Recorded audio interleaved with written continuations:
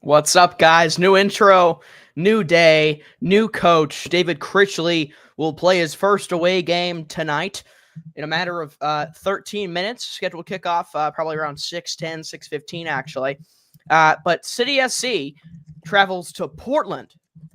They go to Oregon, all the way on the West Coast, to take on the Portland Timbers Sunday Night Soccer. The earliest game of the day, but even, it's still a Sunday night game. It's a little odd. But how are you guys doing? We are here. I'm back for the first time in like a week. Take a little bit of a hiatus. My bad, but we're back. We're back. Last game, David Critchley gets his first win, 2-1. Some notable things I'd like to say. Edu Leuven out this game with a hamstring injury. I reported on middle of the week that he was getting his knee worked on, and then later that week on Friday, David Critchley said he had an MRI, mostly as a precautionary measure, but he is now officially out of the game. So he will not be playing. Edu Leuven's out. The starting lineup we'll see right now from kind of a little bit surprising couple names that I didn't expect, but we'll go through it. You have Roman Berkey in net. You're expecting a 4-man back line of Thomas Totland, Henry Kessler, Timo Baumgartel, and Jay Reed, I believe, correct? That's what it looks like, Charlie. Back four with Reed at left back. I think I don't know how much of a surprise. I thought we'd see Giannis Horn, given that Jay Reed played a full 90 with City 2. But I think you'll see Jay Reed play 90, or pardon me, play 45, and then see Horn come on. Or you see a 6 come on and have Watts drop back.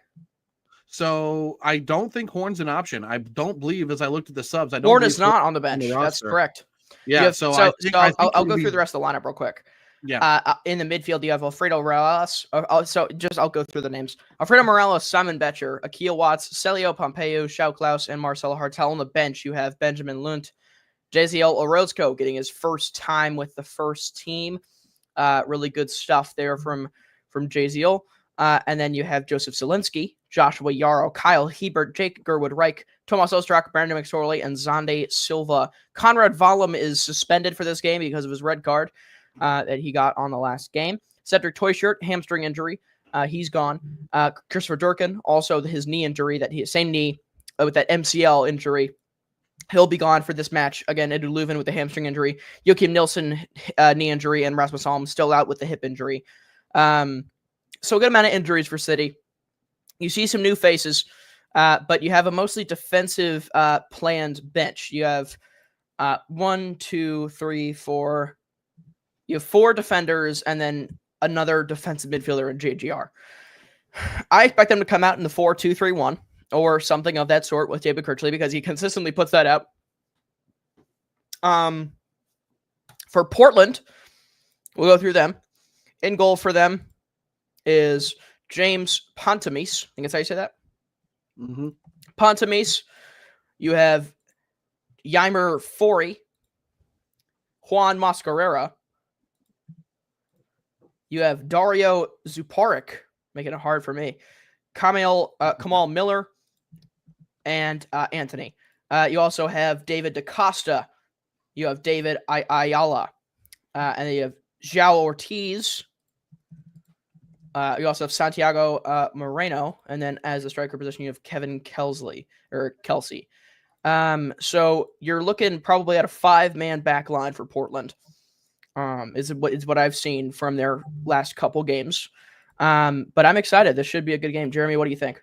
It's going to be an interesting game. I'll start with that. I think as you look at the lineups, I think Critchley's it's going to be a big test for him away.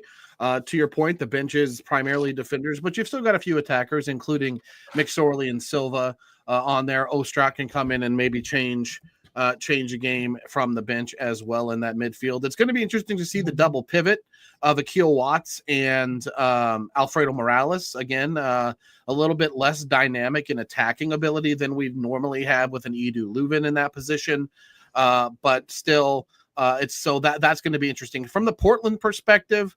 Looking at their starting 11, Anthony leads them. He has 10 goal contributions on the season. And looking at that lineup that you went through, I'm trying to pull it up as well. As we see here, I see Anthony's in and Kevin Kelsey is in, Moreno, DaCosta. So they've got normally four attacking players that they run with. Costa has 8 goal contributions, Felipe Mora with 7, Santiago Moreno with 6, and then the man leading the line, as you mentioned, Kevin Kelsey. He's got 5 goals on the season. So they've got a dynamic attack.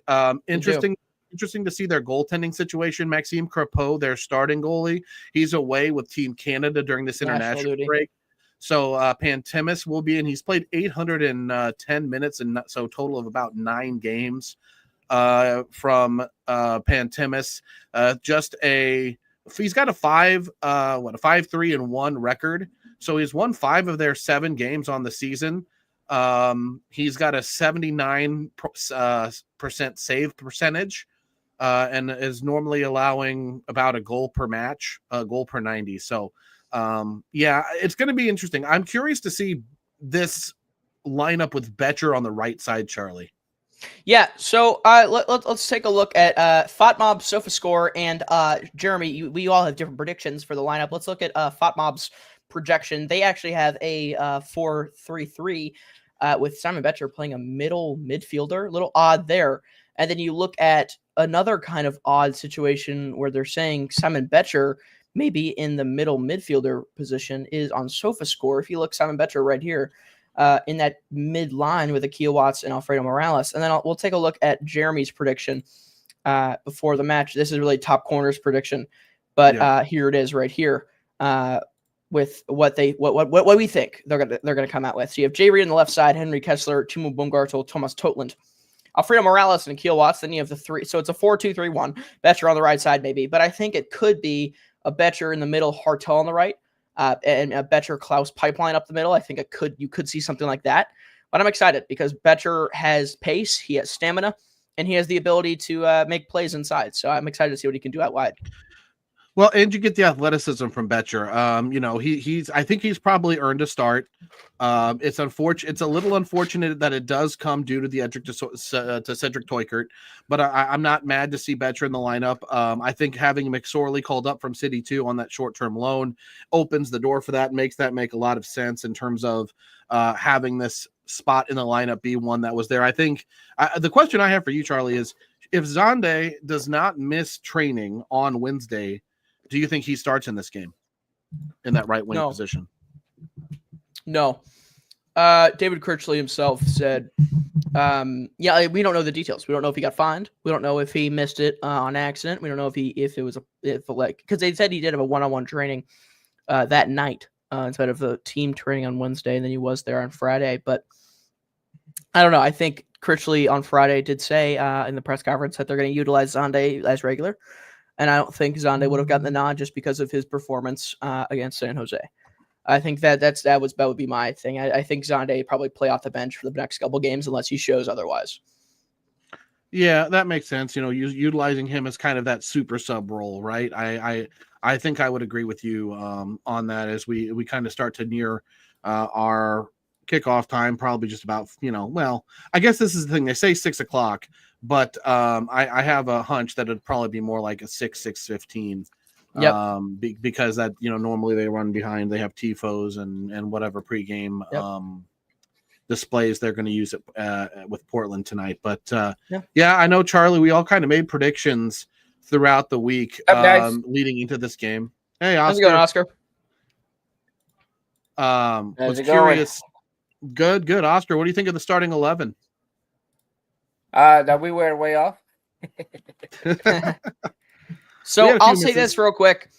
A guy that I saw practicing and actually doing well in practice in training this week, he actually stayed late on Wednesday to keep playing and keep practicing. He played off of touches off of the bounce back net is Michael Wenzel, and he's not listed on the roster. Didn't play for City 2 on Friday. So kind of interesting there.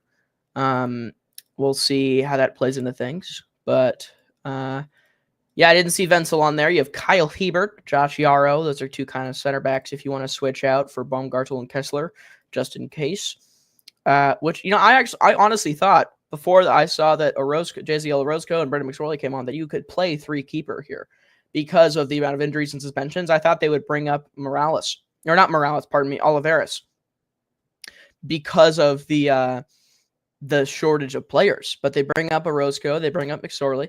And I like that. I like the development, honestly. I like to see Orozco come on. He was a guy that was added late in the winter. He went under the radar when he got signed. He played primarily a lot at Monarchs 2 in the Real Salt Lake system. So he's a guy that's got some experience. Nice to see him get a call up. He's dynamic. I think he can play on both sides. So I mean, it's another depth piece that'll hopefully serve as a sub. Maybe he gets a run out in place of Jay Reed at the half or after 60, since Reed did go 90 midweek. So you've got some options there. JGR you can plug in as a DM or a center back. There's options there.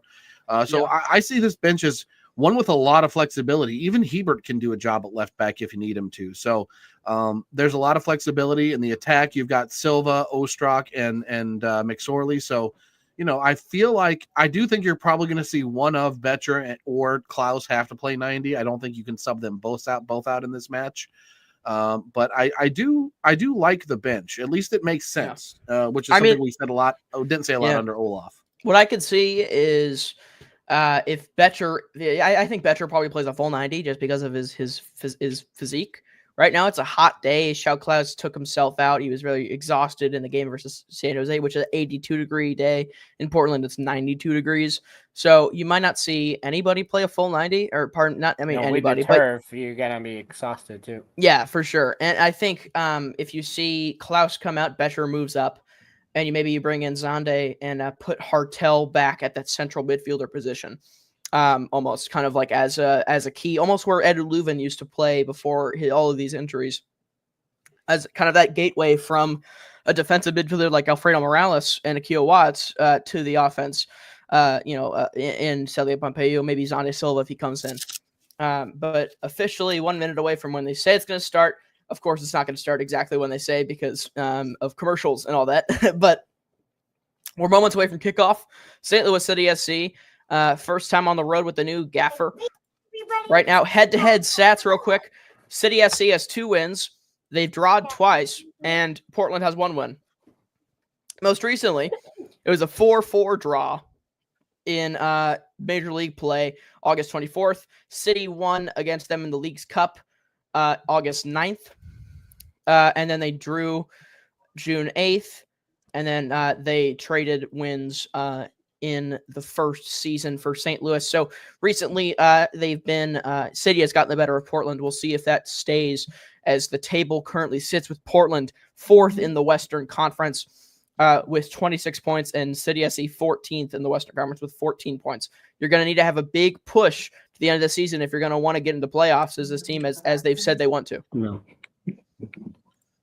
Yeah, looking at the standings and the results right now, Charlie, looking at points here. So we are sitting at 14 points. If we get a win tonight, with a win, that would put us on 17 points. We would jump all the way up to 12th ahead of Sporting Kansas City. A draw moves us in line with Real Salt Lake at 15 points. So there's important points in play here. For both sides, as Portland's actually tied with Seattle. Seattle also in action tonight. I think they're up in Vancouver, if I have that right. They are at 8 p.m. Table.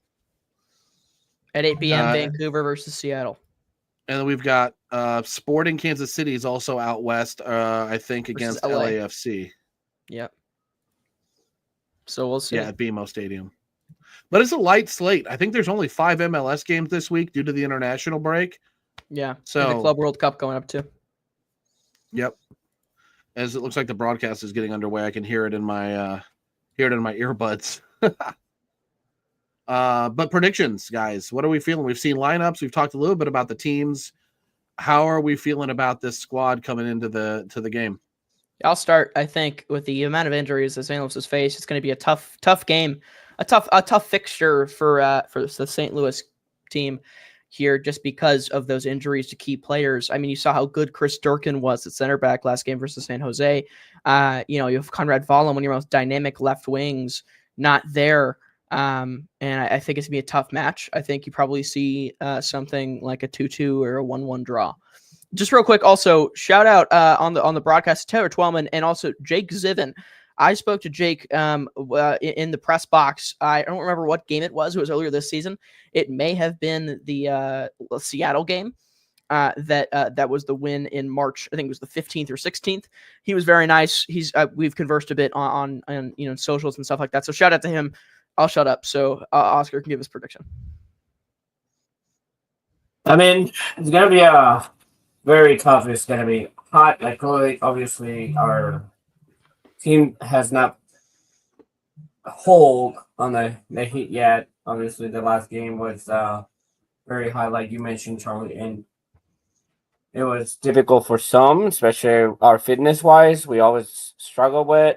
We always get people hurt or cramping or things like that. So it's gonna be very difficult. But let's say for Portland, it's gonna be the same because they're not used to playing that heat, especially on the turf over there. They were predicting to be a cold day, and 2 days before it just changed abruptly, and now it's a heat advisory. So hard for both. I would think that will make the pace really slow for both ends. Very slow game. I still think we can get a point, but I don't see ourselves getting the win. So I'm going to stick it with the 1-1 that I predicted on Monday. And I'm right along the same lines as you, Oscar. I think it's a 1-1 draw. I think that's a result City would be happy with, given all the circumstances with injuries and things. And I think that's a positive result as well that they can keep building on. So I'm with you. A 1-1 draw I would take in this situation. I do think that it's going to be important that if we're going to get a goal, I think it's going to have to come in the first half. And I only say that because I do think we do lack depth. Like, yes, we have some versatility on the bench, but we don't have a game changer on the bench, in my opinion. Normally, you can think a guy like a Simon Betcher comes in late. He can change a game by testing the back line. He's starting in this one.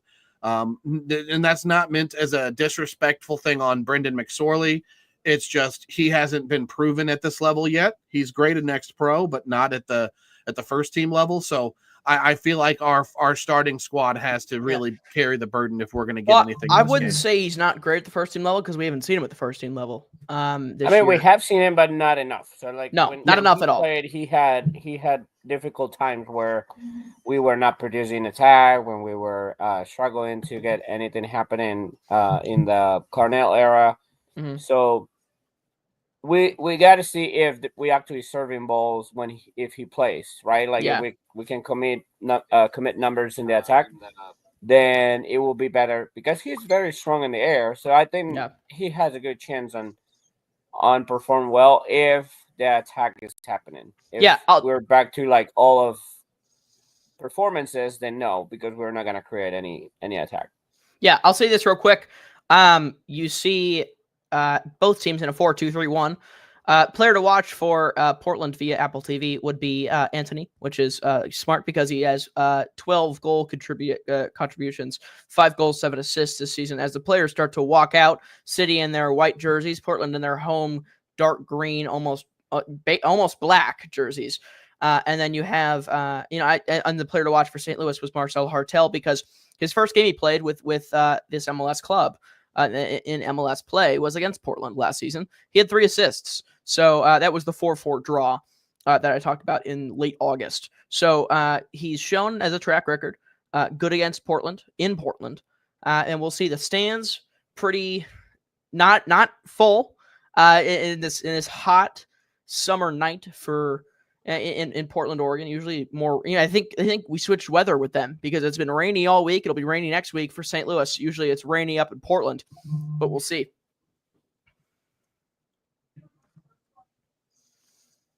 I think after this commercial break, they'll get going. Yeah, it's about game time, boys. It's going to be interesting. Like I was talking about earlier, a different kind of lineup, a different double pivot. Morales back into the lineup for the first time in a few weeks. Watts comes back in after not being a part of the team. I think he was on the bench last week, but it was an unused sub. Seeing him back in probably what I would think is his better position in the midfield as opposed to right back. So I will be very interested to see how those two link up and help progress play from that back line, especially the center back pairing of Kessler and Baumgartel. That's one that I think a lot of fans have been wanting to actually see for quite a while. Yeah, I mean, surprising having Watts again in the lineup where you have Ostrog available. I think that will be my only question mark on that. I mean, Watts can do very good in the 6 when he actually stays in the 6th position. But I think they're two very defensive-minded players, Alfredo and Watts in that end. So let's see if it's that or if he's gonna send Watts free like has happened in this year that he was running all over the place instead of sticking on the 6. And yeah. I would have preferred Silva instead of Betcher, but we'll see what if Betcher gets this starting is because he deserves something, or maybe he's just getting the prize because of creating that PK on the last game and performing good on the last game and giving us the win basically because he created the PK. So maybe he's just a reward of doing that and maybe like giving him confidence. So that's okay. Just I would have preferred more a winger type like Silva to get more minutes and see if he can actually give something to the team.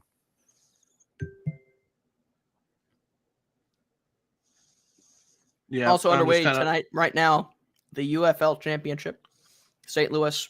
A lot of fans at the Dome right now to watch the Battlehawks face off against the DC Defenders. And if they win, they're back at home again next week, I believe it is, for the championship game. So, yep, pretty cool. Currently 14-0. Only 14-0 Battlehawks losing in the second quarter. Oof. That's not the update I wanted, Charlie. Nope. Yeah, they're showing the highlights from that 4-4 shootout last time we played in Portland with Evander. Yeah, it's one of those games where you get several leads and you just can't hold them. Yeah. Nuke I hate that because on that game, I was very critical of Kojima. Obviously, like we missed Kojima in some ways, but we lost that game because of him. I was just so mad about it because when he came in, like we were still ahead.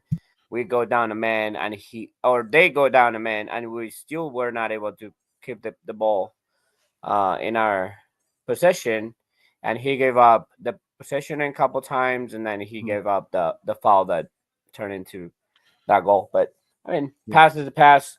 It just gives me nightmares that game because we needed that game, and I think with that win we would have challenged the playoffs last year, but that one kind of like stuck us back. With all these commercials, what I hate from Apple TV is they did had a TIFO today. Let's see. Oh, my blur's not gonna make me do it. Maybe. I'll take a peek at it. Okay, hold on. I'll take my blur for a second. Okay. Oh, nice. Nice. So that's cool. That's a pretty TIFO. That's awesome. Really well done. Very well done. Yeah. I like it. While we do wait, I have a question for you guys. There's been a thing making the rounds on social media over the last 24 hours. So Lutz Pfannenstiel, our sporting director, has been revealed or announced as a commentator for the Club World Cup on TNT. That is just weeks before the transfer window starts. We know during the introductory press conference for Critchley that they said Hackworth could not go anywhere other than City 2 because it's too important for the transfer window. So the question that I have for both of you guys as we get closer to kickoff is there any concern about Lutz going to do this heading into the transfer window? Is it a distraction? Is it something he shouldn't be doing? What do you guys think? Well, Lutz has done this kind of thing before. Like commentate. He's been got kind of voice for a lot of national soccer for a long time. So I'm not necessarily surprised by it. I think it may be something. I don't know how it might affect the team, if it will at all. But I think what the team is most focused on right now is trying to get a good 90 in. Fair. I do And think they're it's an not giving interesting. us any chance, huh? 55 percentage win. There's winning the percentage. tifo. Hey, that's the first time they show something like that. That's actually really nice. That's a really nice tifo. Yeah. I wonder if we can get some of ours hung up soon, because I would love to see the tifos hung like that at Energizer Park. Yeah, definitely. The last two, I think they would have been better if they were rigged. Yeah. For weather conditions or whatever reasons where they were not prepared like that, but I think they both would have been a lot better. All right. So St. Louis will start with possession. Nope. They'll be going to the left. Waiting for the kickoff. Here we go. Marcel Hartel. First one to touch. Back four again is Jay Reed, Timu Baumgartel, Henry Kessler, and Thomas Totland getting his first start this season. So, Oscar, you brought up the weather or pace of play. If the game is a slower pace, who do you think that benefits us more, City or Portland? I think it will be beneficial for City because Portland, I would say, like to control the game a little bit better. So, like if the pace is slower and our block is focused and tight, it will make things difficult. Good play by Keel there. They will And like to play a little bit fast paced, but I don't know. Like they were putting water on the turf. Friends that are in Portland, they were sending pictures in the group, and they were definitely putting the water in the turf to make the ball to move faster. So we'll see. We'll see how the first 15 minutes of Portland is. If they're gonna press high, they're gonna move the ball quick.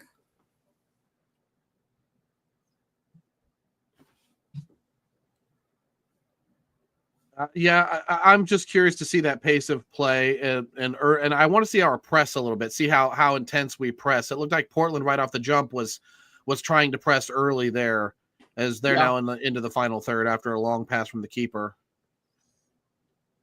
and they'll get a corner early on. Oh, good play there. That was a good deflection. I think that's who deflected that one right there. We'll see here on the replay. I didn't quite see who it was. I think that was Morales. Yeah, it might have been. Yeah, it's Alfredo. Yeah, it's Morales. Good catch. But yeah, Portland with an early corner. They're trying to come out early on the front foot. I mean, their press in the first minute, they were right on our back line.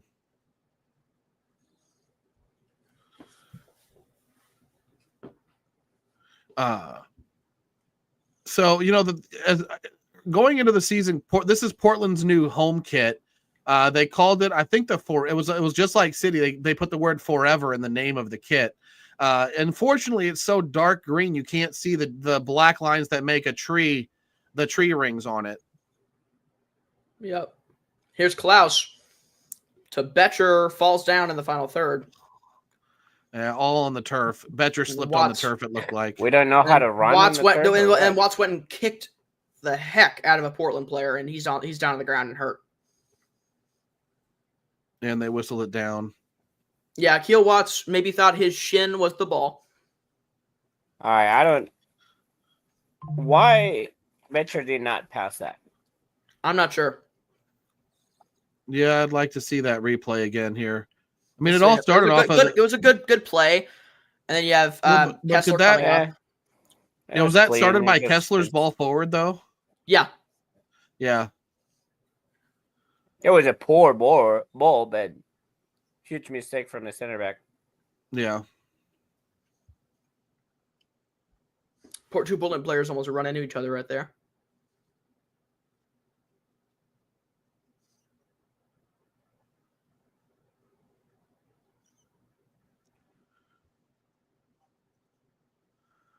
Well, they got the Slow Timbers pace so Army far. mic'd up pretty good for this game. They You can do. hear the Timbers Army pretty good.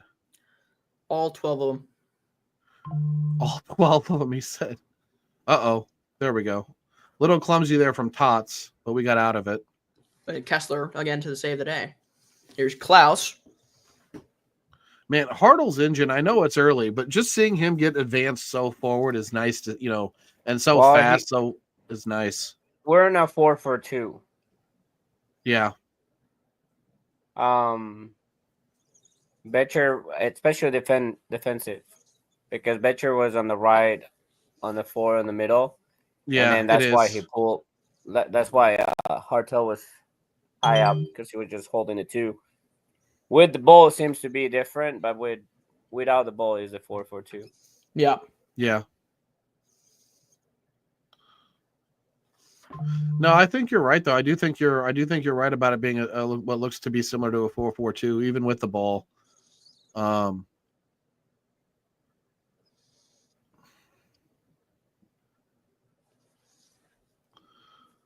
Just so watching far, the positioning. Totland is so far up on the right side. Look how far up the field he is. I like it. And there the ball goes to him. Here we go. He's Tomas Toland. Oh, there it was. Oh. It's a good creation of space by Klaus, drifting back. Yeah. Because he pulled the center back. Do you see the hole that the center back left? Yeah. But unfortunately, Oscar, he Klaus doesn't has do to anything. that. Huh? He didn't do anything, Oscar. What are you talking about? Yeah, Klaus doesn't do anything. Well, unfortunately, but he has to do you're that. right. He creates the space, but then he's away of the goal. So like, I would have preferred corner for Betcher City. has that move, and Klaus stays on the Celio Pompeo to take the corner. I like this. Pompeo to take the corner rather than Hartel, who's been taking them in the absence of Leuven. Hartel is in the box, crowding the keeper. Simon Betcher getting a little hug from the center back. It was a good cross in from Pompeo. Betcher back to Pompeo. Celio gets around one guy. Jeez, Celio just his ability to get past people is crazy. He was caught in between two minds. He wanted to cross it, and then I think he saw Betcher calling for it, and I think and then he got just too close. It happens. It's good possession, at least in the final third. Well, I mean, it shows we're being patient on the ball. We're not rushing into anything. Uh-huh.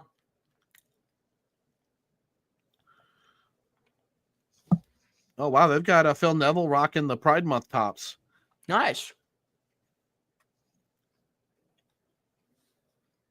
Manchester United legend Phil Neville. Was absolutely I like livid. their shirts, but the downside of their shirts at the back is not the same way. Pattern. It's all white. Yeah, I agree. A little odd. Yeah, they messed up there, but like always, Adidas. Yeah. So Berkey just waiting, patient with the ball. Kicks it into no man's land.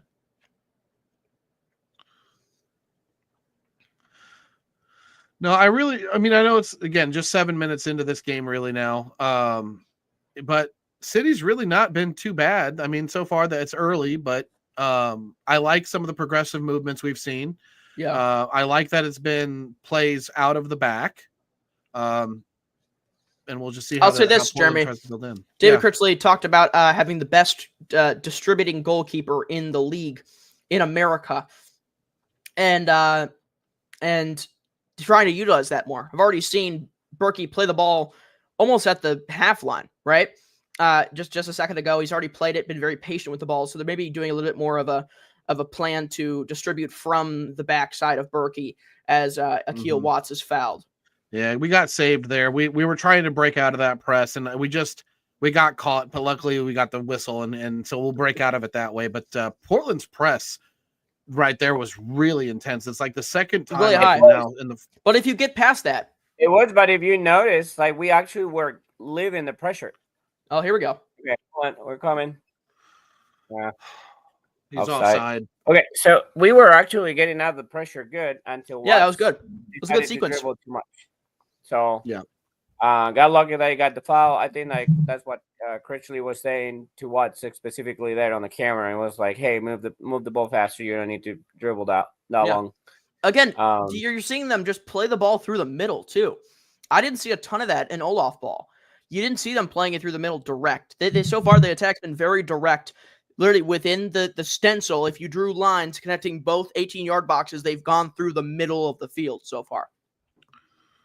Mm-hmm. Like the right edge of the box with that Klaus opportunity distributed from Kessler, and then the left edge of the back box just a second ago. Foul.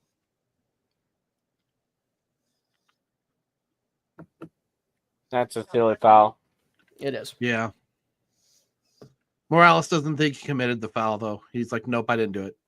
Amnesia. That's what I call that.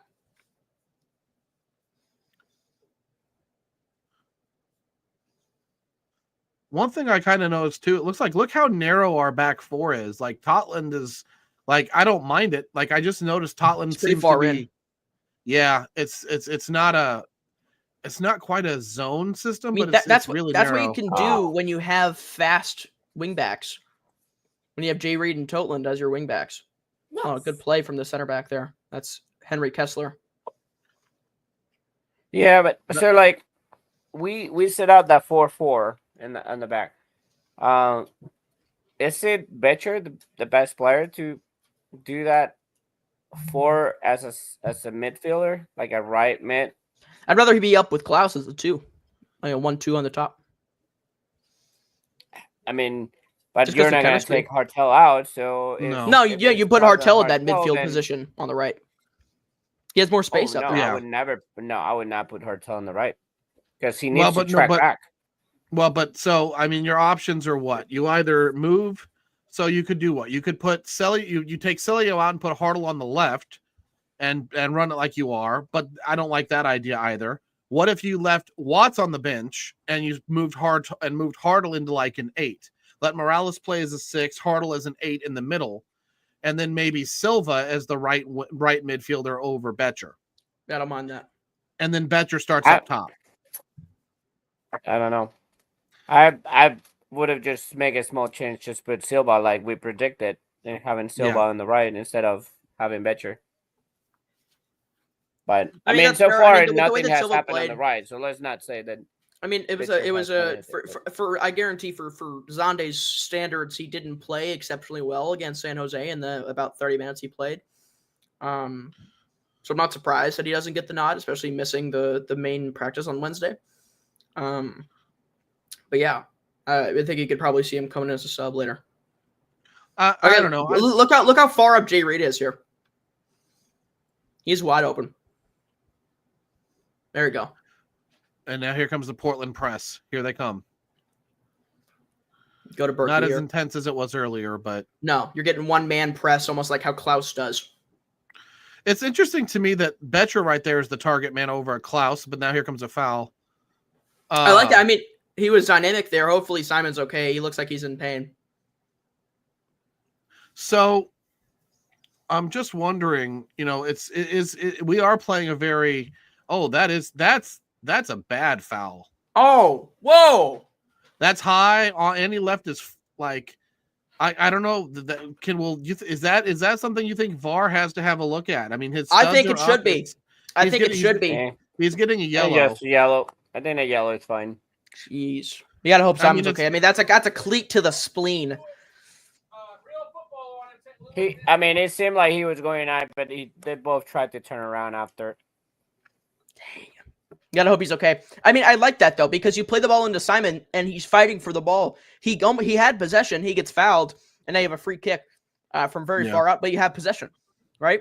You keep possession after a long ball from Berkey. I think that's one of the things you want. You want Berkey to distribute it and then keep possession. See Kessler all the way up here. Both center backs all the way up. Interesting. Well, it just means they're gonna have to cover here because they've got to stop transition, and they're okay there. Was that Tots bailing him out there? Yeah, it was. I mean, that's the design they had there. You have Jay Reed. You have your two fastest wing backs, right? Playing back there in Jay Reed and Thomas Totland. I don't mind it. It's honestly kind of a smart move because you're saying let's put our fastest defenders back because I'd rather have them get beat because there's a lower chance of Thomas Totland getting beat on the outside by pace than there is of Henry Kessler or Timo Baumgartel getting beat by pace. Cody, I liked Zilio taking a corner. The corners have been abysmal for City. No goals directly off of corners. I think the completion percentage has been like horrible, and like they've had just a lack of threatening. They have not threatened from the corner. So I think Celio taking it was nice because again, Marcel Haltero is a guy you want receiving a corner. He's such a dynamic playmaker that I would like him receiving a corner and getting possession.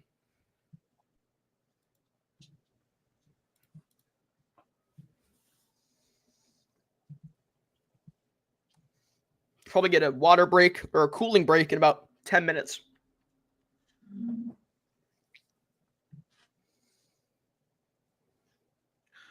Yeah, and I mean, so neither team has really created a concrete chance just yet. I think Portland's probably had the better of the play, but 15 minutes in, I mean, I don't feel like I feel like both teams are still getting their feet underneath them a little bit.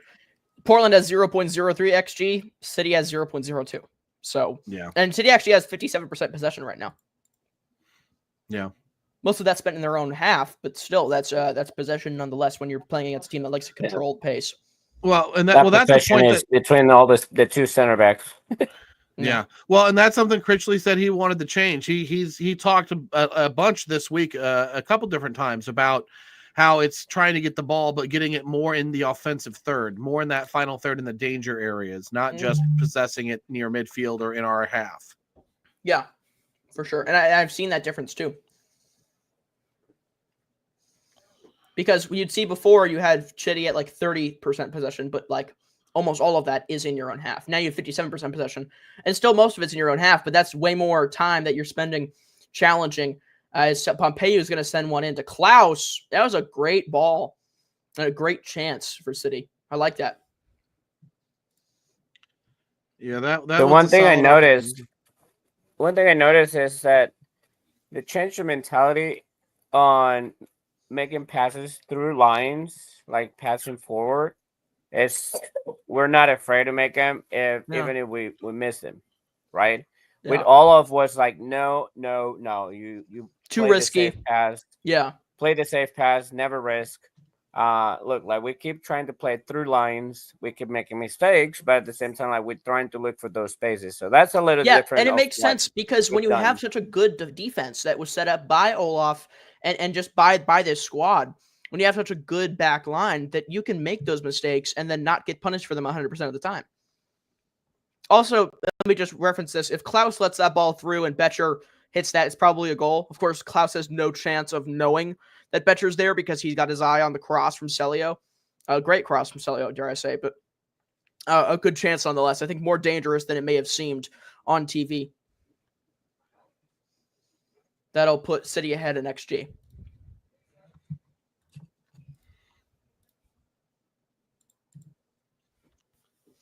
Here comes City. As Alfredo Morales just gets ran up. For those who are also maybe keeping an eye on the Battlehawk score, they are on the board. It's 14-6 now in the second quarter. Let's go. Love to see it. So 2-1 for like a scoring way. Yeah. People say like, oh, it's so much scoring. It's 17, it's 14. No, it's 2-1 basically. Yeah. Good call.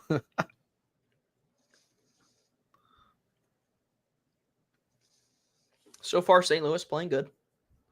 You're 18 minutes in and some change.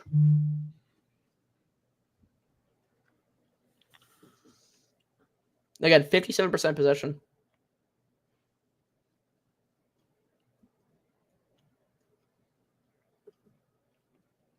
So definitely the game plan for Portland is to wait in the final third, not press the high press to the last man, and force Berkey to send the long balls. And so far, Berkey has missed every single long ball. Well, except for the one for Betcher. The one that he sent to Betcher that drew a foul. They had a good chance off of that. Yeah, I mean, that one was a 50-50 second ball, but yeah. Yeah, no, they are trying to take away every passing opportunity and wanting us to play direct. They're making it very difficult for us to build up by passing through them. Yeah, they're just sitting waiting for the mistake in the back four.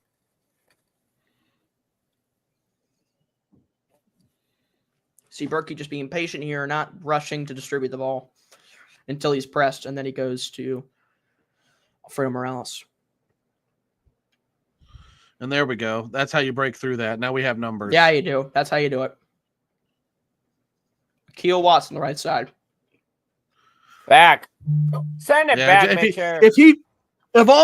I know how much we complained about people not passing the ball back, but if there's ever a time for a layoff and a lateral pass, it's right here.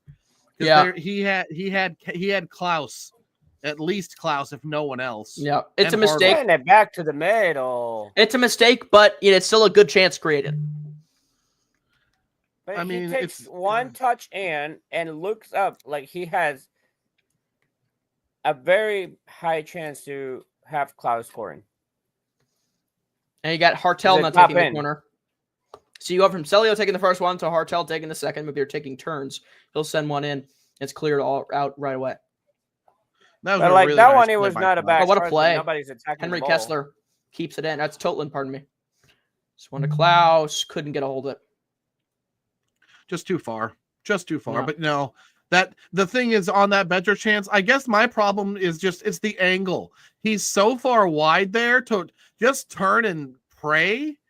I don't like the angle. It's just a little touch in, and if you want to take the shot, take the shot. But at the same time, like he had the back towards the goal because he was waiting for the ball. He's looking back. It's a good chance, but at the same time, like it was a very difficult chance to score from there. So do yourself a favor, take a touch and analyze better. I think it's a double-edged sword because if Better makes that pass and then it's not completed, or the defender makes a good play, then you're talking about people like, why aren't we shooting there? Because that was the whole saga with Cedric Toykert, a couple of matches ago where he just would not shoot it.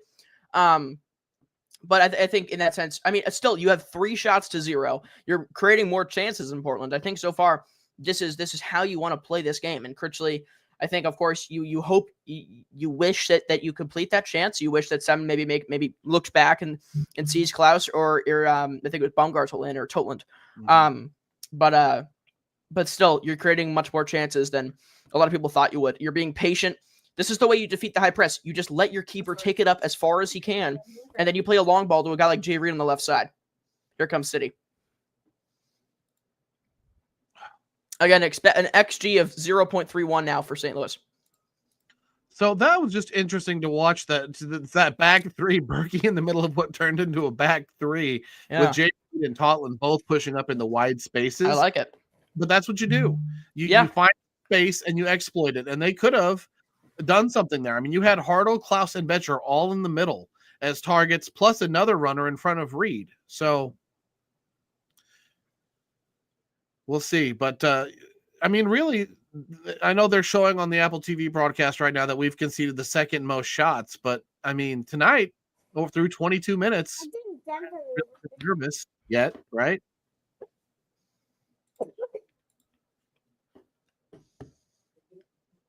Yes, we were sitting in a low block the entire season. Obviously, we were going to concede shots all over the place. That's part of playing that low block. But the issue with that was that in the last games of Olaf, we were conceding after getting the many shots. We were actually conceding goals. So so far, defensively, they've been very sound, keeping Portland to no large chances. As Jay Reed makes a good play.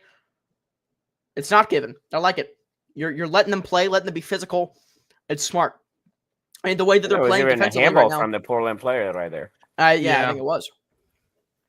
Yeah. Look again.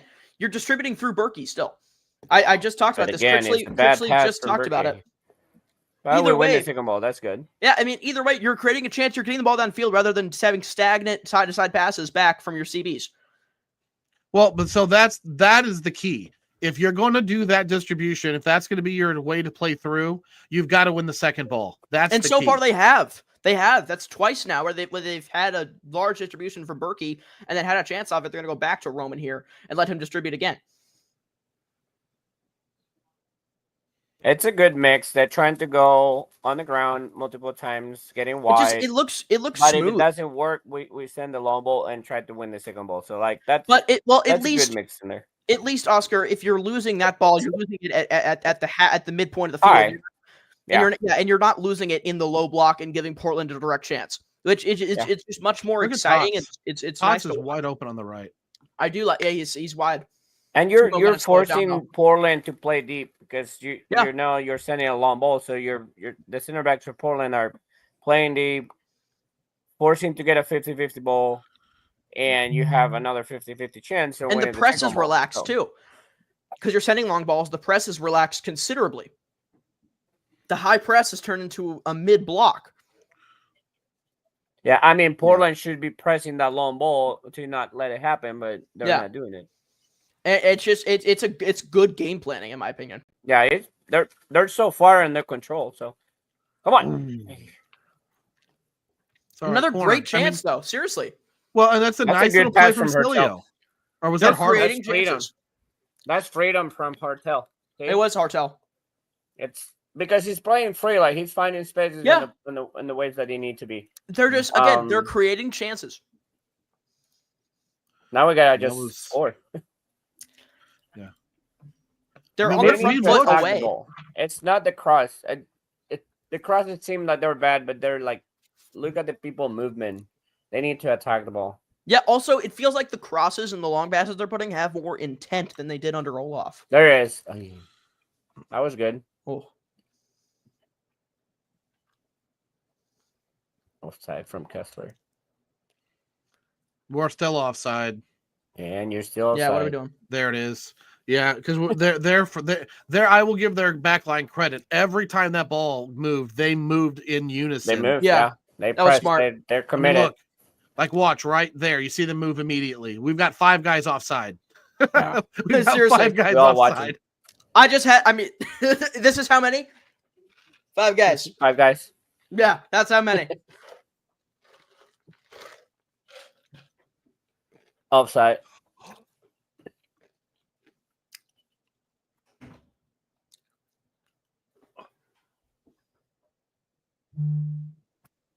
I think he was offside. I have a feeling Cloud was offside, but how do we miss that? That's just a great play from the keeper. Wow. Well, yeah, but I mean, you've got 2 bites, 3 bites at the apple. Someone like even if it's offside, I just want to see the ball in the net. Watts has to score that. Not Klaus. Klaus had a good shot. Yeah. But again, you can't. It's Akil Watts who's playing a 6 right now, and he's the one in the box making that chance. It's a little confusing. I mean, I'm not giving you credit to Watts to be there. You have to score if you're there. Well, I'll say this again. I'm gonna be the optimist here. You're still creating that chance. The chance is still there, and then you're gonna get a corner. That was a good pressure. It was. Yeah. That should be a corner, no? I thought it was, but he maybe saved not. that. He got a tip on that. No, I don't think he did. I think he pulled his hand back. No, he didn't. That's but those smart. are some good play. But those are good offensive moments, and those are things that have to be finished. And then look, Portland tries to go fast, and they've got it There's still. momentum. Portland go back, and a city immediately takes possession. There's a good momentum, good confidence with the ball. And they're controlling the game. Yeah. Against a team that loves to control the game and is very good at controlling the game.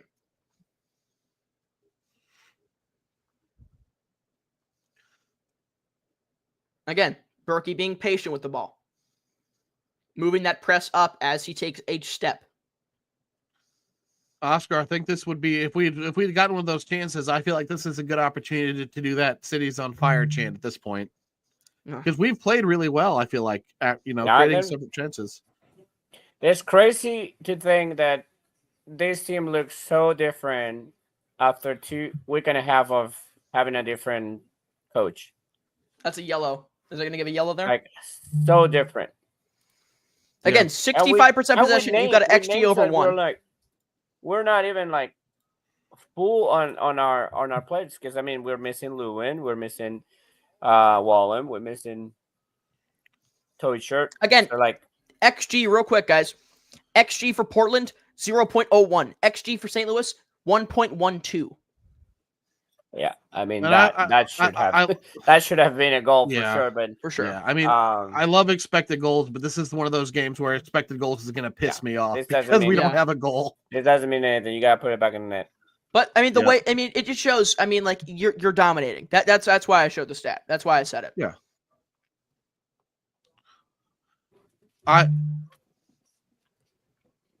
Like from experience, City knows how tiring it is to play on the back foot and to play from behind every single match.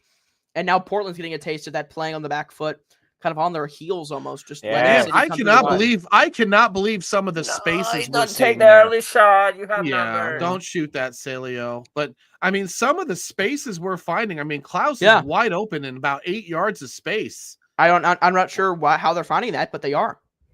I mean, they're dissecting this Portland defense like crazy. I mean, this is what a confident City side might look like. Yeah. Which it's now a score update in the football game for those still watching. DC kicks a field goal at 17-6 now, with about a minute to go in the first half. So 2.5 to 1. Yeah, 2.5 to 1. But yeah, I don't know. I really wish Celio would have not shot that ball and just continued to move forward. And that's part of what we're missing. I think the entire season is like 1-2s, making 1-2s.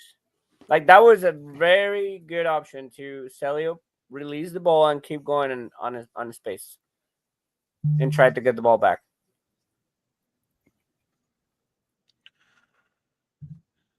I mean, if something happens here and we don't end up, that part of the game, that last 10 minutes is one that we're going to want back because we should have had a goal there at some point. Yeah. We played too well in that little bit of time.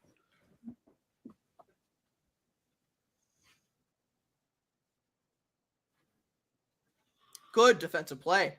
It seemed like Portland is a little disorganized in their shape. Yeah. I'm trying to look at their shape, and I cannot find what they're playing. They look hesitant.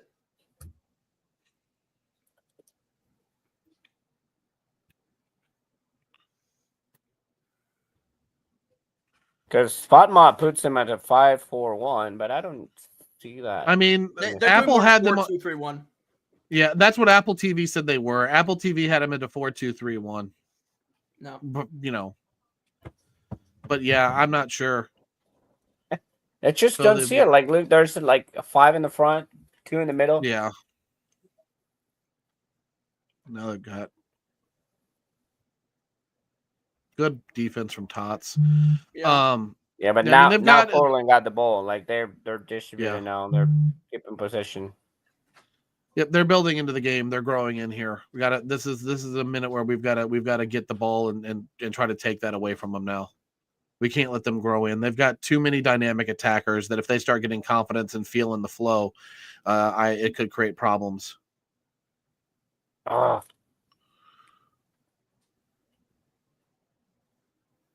That's fine. That's fine. Goal kick.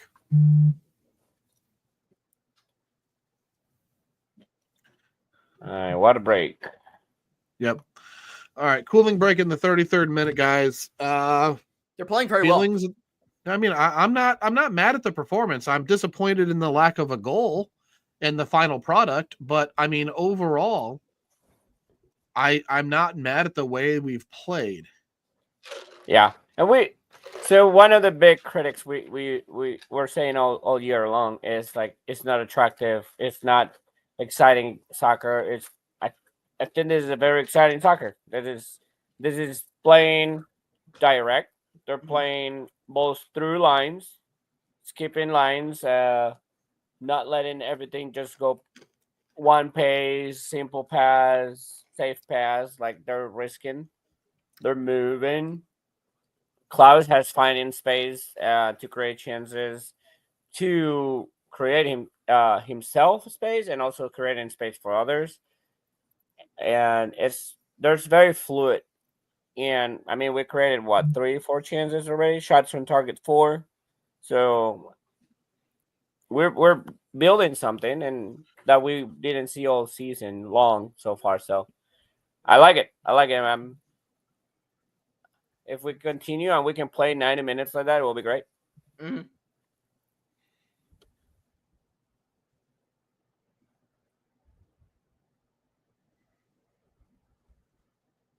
I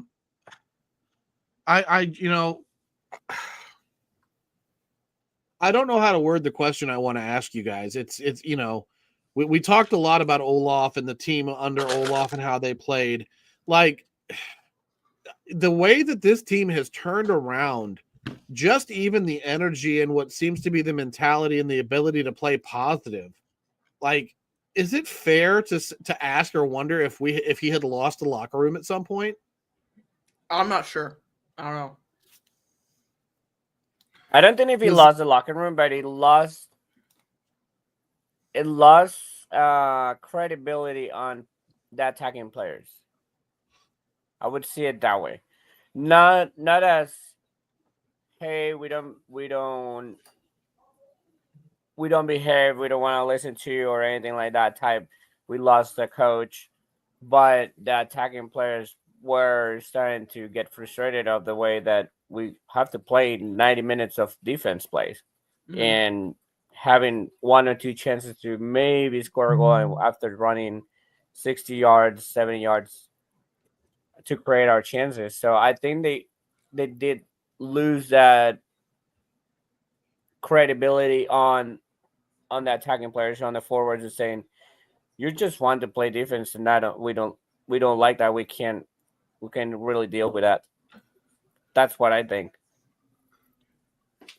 Yeah.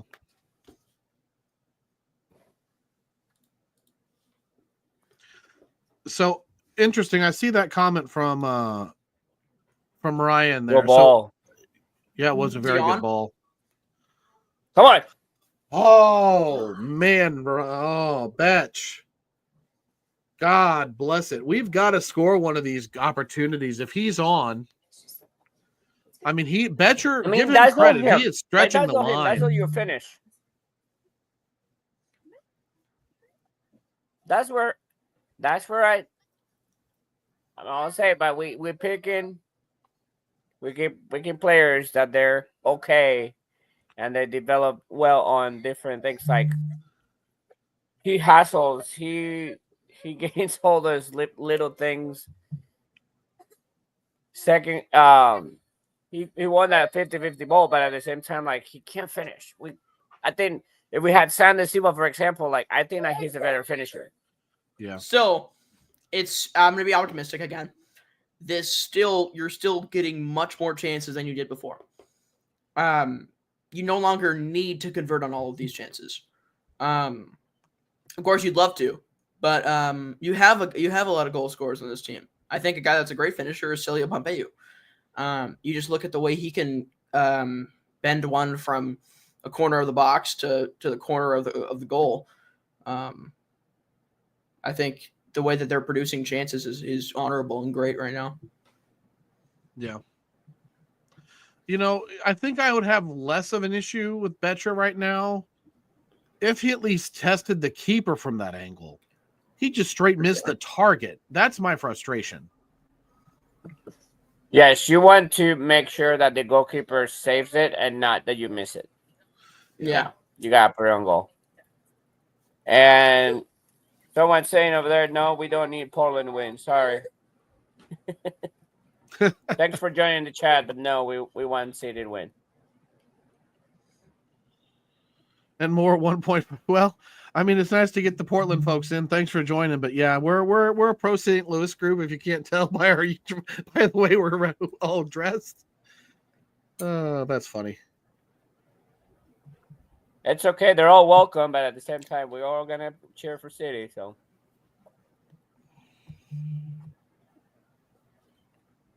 Yeah, that should be a yellow on DeCosta. I agree. Maybe a little bit weaker of a yellow than the one again that Simon Betcher drew. But yeah, how's it going, South End? Like, love to see you guys here. Thanks for popping in. Appreciate it.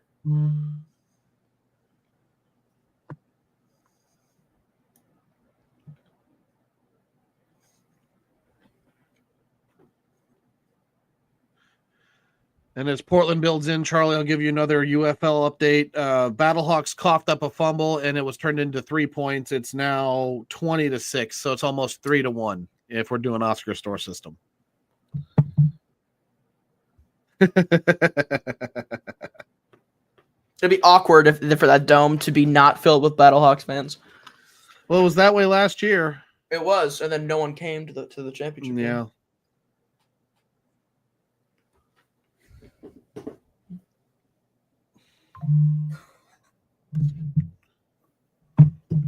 All right. So first real test for Berkey saved. Easy. Didn't look too bad. Yeah. From distance. That I don't know if that's as much as them being frustrated by the lack of chances they've had or something else, but they just made Berkey kept Berkey honest there. Yeah. That's good that we're forcing a shot 40 meters out. That's okay. Especially against a team that's fourth in the table in the Western Conference. Yeah. Seems like the energy and the momentum has shifted a little bit. So it is getting some energy back, I guess. Sitting a little bit lower. Yeah, and one thing I would say too. So far in both of these chances, by Klaus there. Yeah. So we've missed a couple chances, right? But the one thing I think is that I notice our mentality is not dropping. Like months ago, we missed a chance. We would go into a shell and it'd probably be 2-0 Portland by now. We've largely seemingly stayed what I would call on at least mostly the front foot, even after missing chances. I like that. For sure.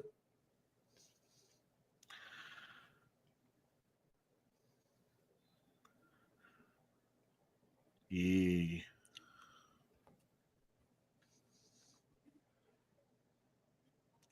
Actually, the cool thing too, I know. You had mentioned South End in the chat. I believe one of the South End guys that actually made it into the supporter section last week. Oh, nice. If I remember correctly. South End and North End. Yeah, well, for at least half the game, which was kind of a neat. That was neat to listen about on one of their last episodes. They had they did have. I'll ask you this: they had a really good discussion about places to sit in the stadium on their show. Obviously we're all Charlie, I can't speak for you. Oscar and I are probably biased about the North End, but do you guys have a favorite spot other than, maybe that you like or that you think is the best to view a game in? Press box. Best seat. Yeah, because they gave you food. Okay, I'm going off of the view. Okay. Yeah. And the you're check and all that stuff that they give you. You're at basically you're at the midline. So can't get much better. So I mean, if you like to watch play defensively by Thomas Totland. Is that Henry Kessler? That's Kessler. Game and just watch the game. I think anywhere near the half line, it's a good spot. If you want to analyze the game, then maybe you go higher, not in the lower bowl. Mm-hmm. If you like the tactics, I would say the best way to see a tactic game, except formations, will be high upper bowl of supporter section side, the north end. Because obviously the south end with the Ultra Club doesn't have too much of a high view. But if you want experience, go to the north end. If you want to calm, drink a beer, go south end. If you want the best view, I'd say go upper bowl, midline. That's what I would say. No, see, I'm very much the higher up on one of the ends because I love to watch the tactics, the formations, the off-ball movement, and the runs. Yeah, that's where I'm at. But I'm always. Nice.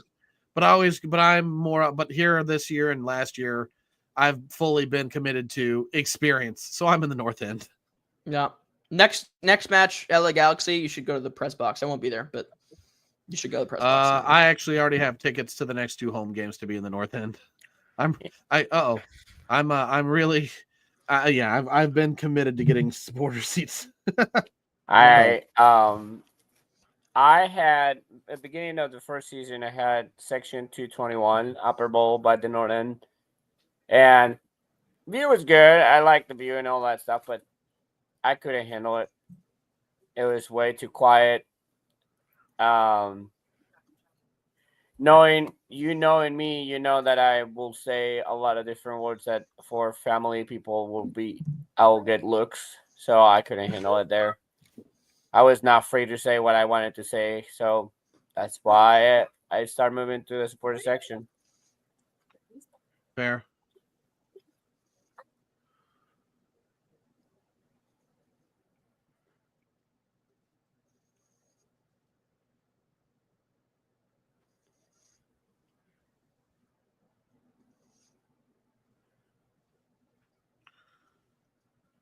Here we go. Again, second chance winning the ball off of a Roman Berkey distribution. That's exactly what you need to do here. Mm-hmm. Jay Reed, you can go out to Pompeo. He does go out to Pompeo. But he's slow to play. He could have done a 1-2 there. I don't know why they do not look for those. No, they don't. But again, you're still getting the chances, though. It did end up being something, but a 1-2 was a little bit better pace, and that's a yellow for Timo. Yeah. It's a dumb play to take. Bad decision. No, I mean, I think it was a good decision from him, but we lost the ball in the middle between Reed and Morales to force him to do that. Yeah, that's definitely a good tackle. Yeah, I mean, it's unfortunate, but you got to make that tackle there. Yeah. Yeah, someone has to. I just prefer it's like, man, not one of your best center backs, but yeah. Yeah. Well, I mean, I trust him to not make a dumb decision and get a second yellow. For sure. 4 minutes of added time here because of the cooling break, I imagine. Well, they had an injury, a couple injuries, a couple fouls, things like that. So it's fine. Mm-hmm. Nothing unexpected. And that one looked like it was going way out. Perspective was weird there.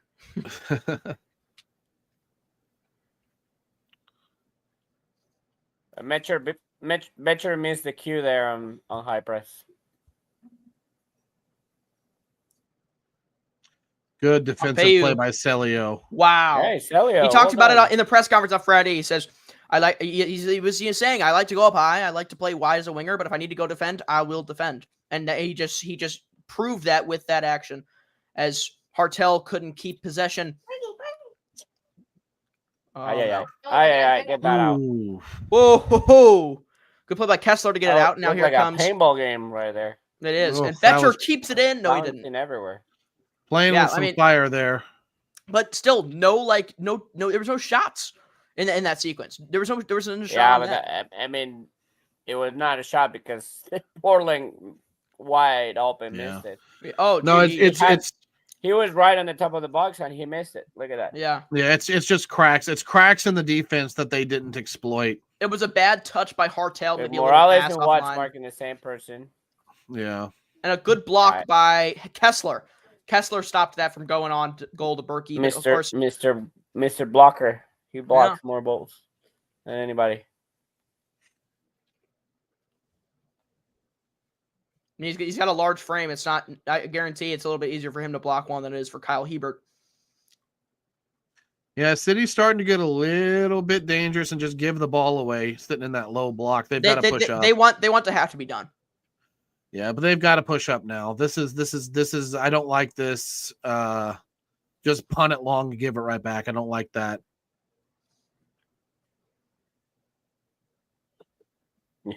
Pullman just said the same thing you guys both said. Mm-hmm. Yards. Yep. The defensive line just dropped by 10. There we go. Yards, he said. That's fine. Just keep the ball. I don't know now. what that pass was.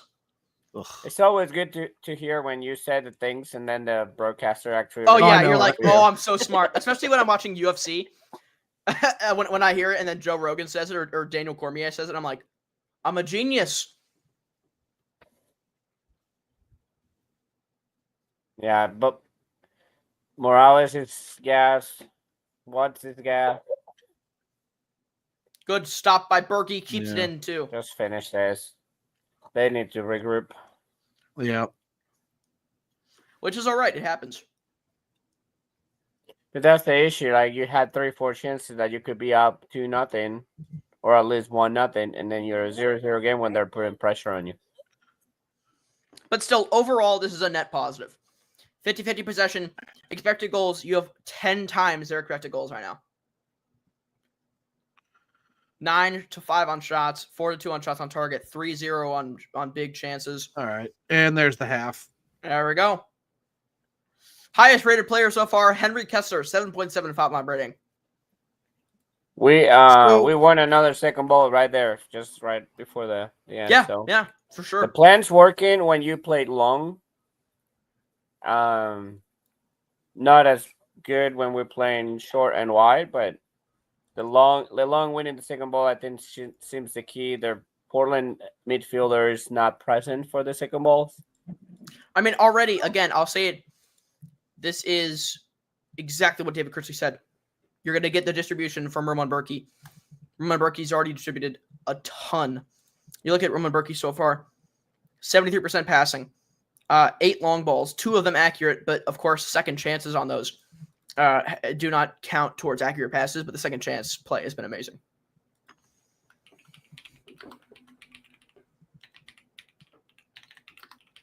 Yeah, I mean, overall, I guess this is the thing is with where the season has gone and where and how it's been, it feels like this is a lot of progress. And I don't know if I don't know. I guess that I'm frustrated because I don't want the bar for this team to be so low that, oh, well, this is better than we've done in the past. And so that's all we should be happy because that's what we've done.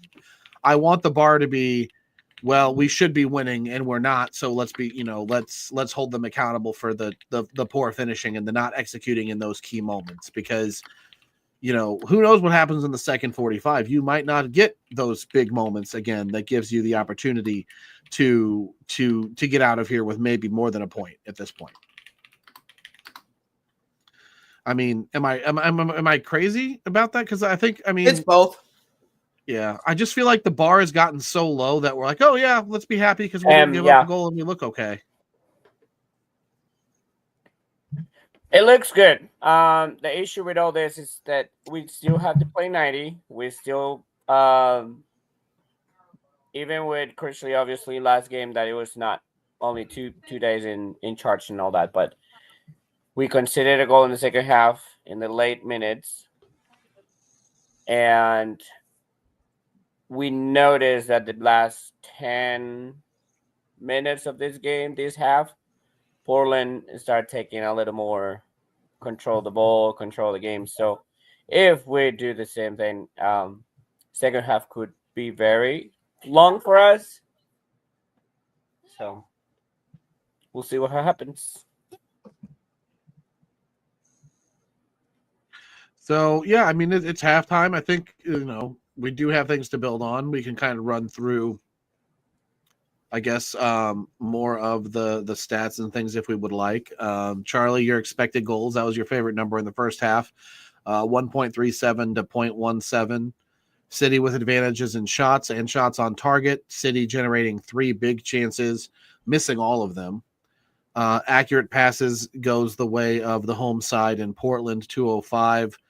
And they've also got a slight advantage in corners with 4 corners to our 3. I did mention we have the lead in shots, but only 4 of our shots are on target. And when we talk about our passes, we've had 199 accurate passes, and only 40 of those are in the opposition half. So we're still not moving the ball much in that in the opposing half. It's kind of what you said, Oscar, earlier, where you said most of our passes were between our center backs. Kind of feels that way statistically too. We do have 16 touches in the box, that's basically one of the highest halves we've probably had all season, and there have been games where we've had fewer than that in a game. So, I mean, we're getting there. We're just not finishing. The one number that I guess if I'm excited to talk about expected goals at all, it's the fact that all 1.37 of them are from open play. We're not relying on set pieces. We're not relying on penalties. were getting chances from open play, and that had been something that I felt like under Olaf we struggled to do. Yeah, for sure. For sure. Looking at passing, our most accurate passer was Timo Baumgartel, 40 of 49. Jay Reed is up there as well. He's the second best for City. Alfredo Morales and Henry Kessler. Roman Berkey is your fifth most accurate passer for City in the first half. Wow. 19 of 26. Yeah. Let's see if we look at touches. Your expected goal leaders on the night. João Klaus actually has the most XG for City at 0.69. Marcel Hartl 0.56 and Akil Watts 0.32. I would really wonder what the XG on Betcher's missed shot was. He's just got 0.22 XG, but you almost wonder how much different that would have been. Was 0.19 on the 36-minute shot. The one that was wide, yeah. Yep. His other shot that was from like the weird angle where they said we should have passed back to Klaus, 0.03, but 0.16 effective goals on target. Interesting. Okay. Timo Baumgartel leads the team in touches with 55. Jaden Reed is next with 45. Alfredo Morales has 40. Your top, then Kessler, and then Berkey with 31. So your goalkeeper and 3 defenders lead your team in touches. Your attacker with the most touches is Celio Pompeu. He has 27. Yeah, I like it. Marcel Hartl with 23. Betcher had 20, so he's been the more involved of the forwards. João Klaus has 15 touches through the first 45 minutes of play. Yeah. I'm going to go grab a snack real quick. I'll be back. Yeah. Interestingly enough, we talk a lot about defending in duels won. In terms of just percentages, Celio has won the second most duels right now. Celio is 4 of 5 in duels. Betcher is 5 of 7. Then Henry Kessler defensively, followed by Morales, Jaden Reed, and Akil Watts in terms of your duels won tonight. So there's a lot of positive statistics to take away from the half, but Oscar, I think the biggest problem is we still don't have a goal. That's the most important thing. Yeah, I mean, like Mo and myself say all the time, all this stats don't mean anything if you still lose the game. So yes, the team's playing better. It's more attractive, like I said. Like, I'm not bashing on them. Like, they're definitely doing a lot better. We have not been concerned on the back too much. I think the last couple chances were a little frenetic on the defensive side, a little just like a cluster. But someone in the chat just said, I think it was Kayla, was saying, like, obviously changes don't happen overnight. So yeah, it is, something's changing, even if it's just the attitude, if it's just the confidence, whatever is changing is for good. But how many of those chances do we need to score? Or if we keep getting chances, if we keep missing, how many of those we're going to have until our confidence drops down again? Yeah. I mean, I look at just the shot map on FOTMob right now. We've got 4 opportunities in the middle of the box within probably 10 to 12 yards of the goal. And none of those are in. And maybe that's being overly critical, but you just feel like those are the chances you have to capitalize in and you have to put away. Or to your point, the mentality will drop and they'll start, bowing their heads again. Just a shout out for Amy. She's joining us. She's on vacation in Paris. Oh my gosh! 2 a.m. over there watching us. Okay, watching the game, obviously. So thanks for joining. I know it's long day for you probably. And just real quick, I'll be back. I'm gonna be back around the 60th minute. I need to go run to the store really quick. Okay, I'll be back. Okay. Are you crawling or something? He's out of milk. Anyway, question from Dan Guevara: do we sign a DP attacker in the transfer window? Opens July 24th. We should have long time ago, in my opinion. We should have signed Chicharango. We should have Javelic. We should have signed even Ramirez that is in LA. We should have signed something those lines long time ago. So yes, 100%. We need one. We definitely need one that puts pressure on Klaus or helps Klaus to be better. Anything in those signs. I think I mentioned before there is a Colombian striker that he requests to get out of River Plate, and he should be available. I think that could be an option there, but yeah, we've got to find another option. I think,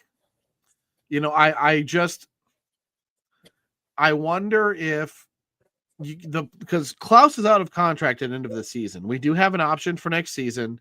We could buy him down from being a DP if we decide to exercise the option on Klaus. They already exercised the option on Betcher during the last transfer window. So Betcher's here to stay. I just hope that they don't think that that's enough, because we've got to we've got to have something up front. And I know we have Teukert. I'm not going to forget about Seti, but he hasn't been scoring either. So we've got to have. And he's not a straight forward like a DP number 9 or anything like that. So I think if we can buy down Klaus and buy a higher DP, a good goal scorer striker, then you can put them both together. I mean, Klaus, right now, he's the one generating most of the space, but he hasn't had a shot on goal because he hasn't received the ball to take no, he had a shot on goal, but because of the mistake. But other than that, like, he's just creating for others. If you have a finisher instead of Betcher, we would be up 3-0. Yeah. Yeah, and okay, and, like Charlie, I'm gonna go ahead. Yeah, you go ahead and run, and I'll hold it down. So we'll bring in some folks from the chat, have conversation, keep it moving here as we're at the half. If you're just joining us, it's the Top Corner Talk live stream. Oscar Rojas, Charlie Billieu, and then you've got myself, Jeremy Clements. We may have Musa Seca, Mo Football on later, to be determined if he'll join for post game or not. But just a reminder, what we will likely do for this stream is what we did the last week, the last one, where Oscar and maybe Mo will hang out, chat as Charlie and I drop to go join the press conference. And then we'll come back and talk through it as we wrap up coverage of tonight's Sunday Night Soccer tilt between the Portland Timbers and our St. Louis City SC. Out in the Pacific Northwest, out there in Portland at Providence Park. It's 0-0 at the half. City with the better of the chances and the better run of play for the bulk of that first 45 minutes. Portland was growing into it at the break, so hopefully we get a nice opportunity to kind of hit the reset button as City wants to come out in the second half. And hopefully dominate. It was an interesting starting 11 from David Critchley in his second game in charge of the boys in red. As we kind of just recap and reset where we are in the first half, it's 0-0. But your starting 11 for tonight, Roman Berkey in goal, has not been tested a whole lot. I think Portland's got 1 or 2 shots on goal, but nothing that really demanded demanded excellence or really tested the Swiss netminder. Your back four: Thomas Totland, Henry Kessler, Timo Baumgartel, Jay Reed. We'll be curious to see how much longer Jay Reed goes. He did play a full 90 minutes with City 2 at the midweek, so eyes on him as a potential early sub. You're in midfield: Alfredo Morales and Akil Watts playing in what's a double pivot. And then you've got a 3 midfield formation of Marcel Hartel in the middle between Celio Pompeu and Simon Betcher, with João Klaus, the Brazilian DP number 9, leading the line for the boys in red. On the bench for City tonight, it's Jake Gerwood-Wright, Kyle Hebert, Ben Lunt, Brendan McSorley, Jay-Zeel Orozco, both getting call-ups on short-term loans tonight for St. Louis City, so they are on the bench, along with Tomas Ostrak, Jean De Silva, Joshua Yarrow, and Joey Zielinski. So a defensive-heavy bench, but still some attacking options, as St. Louis City really is looking to get a positive result away from home under new gaffer, interim gaffer, caretaker gaffer, David Critchley. So 0-0 at the half. What do you guys think of the first half? More conversation I see now. Romo and Fraley talking in the chat about the club and the stadium debt. And yeah, undoubtedly the owners want to have that debt reduced, right? They want to make sure that they can free up the budget. And if they are allocating money likely to the budget to or from the budget to pay down the stadium debt, that's understandable. But I would really hope that that does not hamstring the club and prevent us from getting deals done when we see the league seemingly passing us by in many ways. You've got to think about the fact that Lutz consistently talks about a 5-year plan. We knew the first and even the roster from that first year in 23 that overachieved to where we are now, we're incrementally getting better. I think it's about identifying those gaps and filling them in now. That's really what I hope we can do. We've got over $1.5 million. I think it's somewhere in the realm of like $1.6 million in GAM left. We've got opportunities in the transfer window coming up July 24th. It opens up to see what City can do to shore up this roster, regardless of if we're still in the hunt for a playoff spot or not. I think City's well aware, at least I would hope they are, that we've got to upgrade this roster and get closer to competing for a playoff spot. I'm curious in the chat, those listening, those viewing, what are the positions of need? Is it going to be a striker, or do we need defenders? Do we need to do something in the midfield? I know we've talked a lot earlier about needing goals. Is that where we think we should allocate that funds, or do we need to upgrade other areas? As it looks like Oscar may be rejoining us. So Oscar, I'm curious where you see the biggest gap for City as the transfer window's coming up. I think our 6, it could be something we can refresh or get a bigger, more stable or more experienced one without being like type of Alfredo Morales where he's older. We need some experience, but at the same time, like with youth. That, and also I would say our number 10, our creative person. We love Lewin, but if we're gonna have Lewin playing half of the season, then we need a player that plays a full season. Not just because of whatever he's experiencing with. Oh my Lord.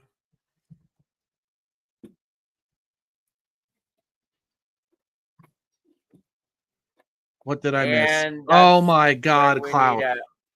I didn't realize we were back underway. I had it minimized. So yeah, we're back underway, and it should be 1-0. Klaus misses from just around the spot, putting it over in the 47th minute. Hi. He had time. He could have placed everything.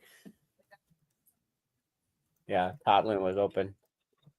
Totland was open on the right for sure.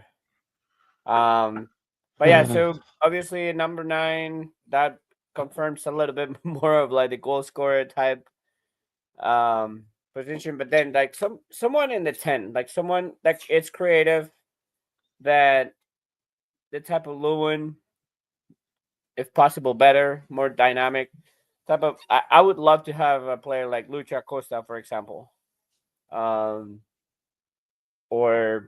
a banter, if we're gonna say things that players like that type of scenario where they're very creative. They will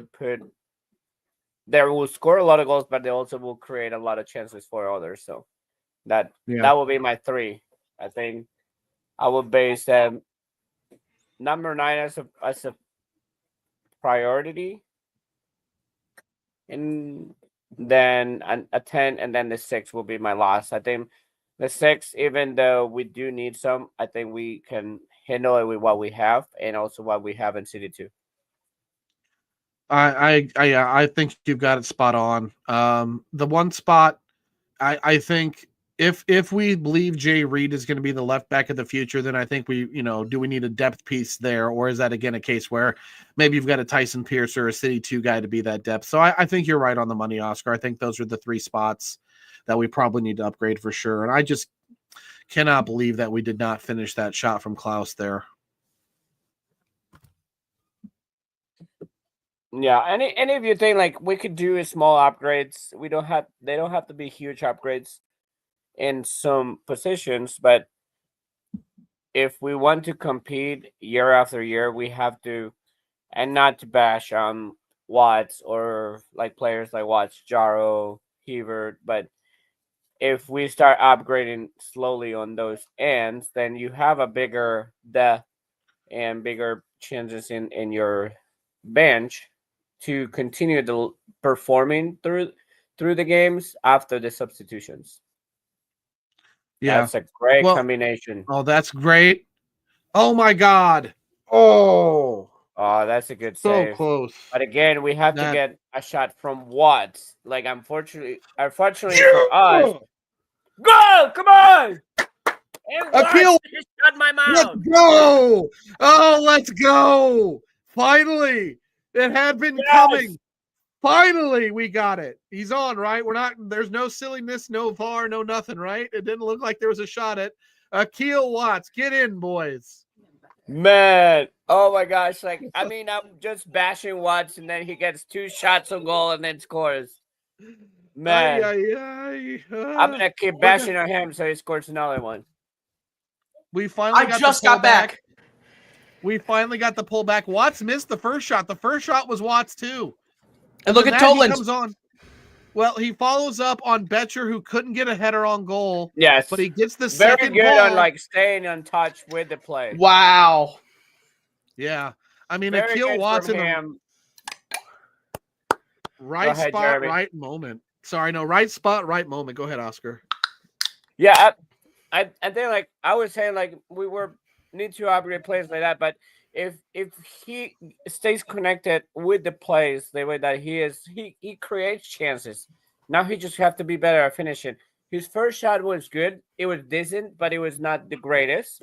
He forced a save, and then he just stayed connected with the play and get that second ball there. So in the box. So great job for him. Again, did not have my money on Akil Watts scoring a goal, but that is the type of player that needs to step up for this team to make the playoffs. You need to have those kind of players, those unlikely goal scorers, start producing. That's what you need. And this team is starting to have those opportunities. I literally walked in the door, I saw it in my living room, ran up here, and then celebrated. Amy, did you wake up your kids with that goal?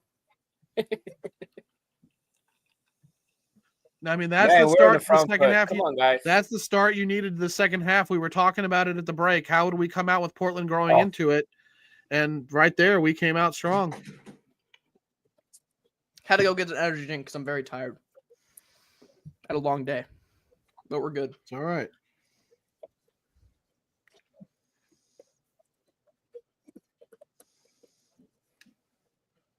We'll take it. So City in the lead took a little bit of fortune, took some nice plays, took Akil Watts staying with the play, and we're in the lead. I'll take it. Akil Watts, a guy who's really only playing because Connor Envalum is out. Battlehawks update in the third quarter, 26-6 now for the defenders. They've scored on 5 of their 7 drives tonight. So it's over. Battlehawks are going to have a really significant late push if they're hoping to make the season is over. Game. That's rough. I mean, we're not gonna. I mean, you can put the nail in the coffin. I'm not putting him in the ground yet. But now it's going to be important to see for me how City plays with the lead. They haven't done it a lot this season. What are we going to do? The coffin. You have to put the nail in the coffin. You have to. Oh my God, there it was. Oh, if that ball could have gotten to Hartle, if Hartle could have gotten in the under that ball. But again, the chances they're getting is abundant. Those are the plays. Unfortunately, those are the plays that get people criticizing Klaus. Because he did something good. He won the ball. He won the second ball. But then for the player, his caliber, he has to connect that pass.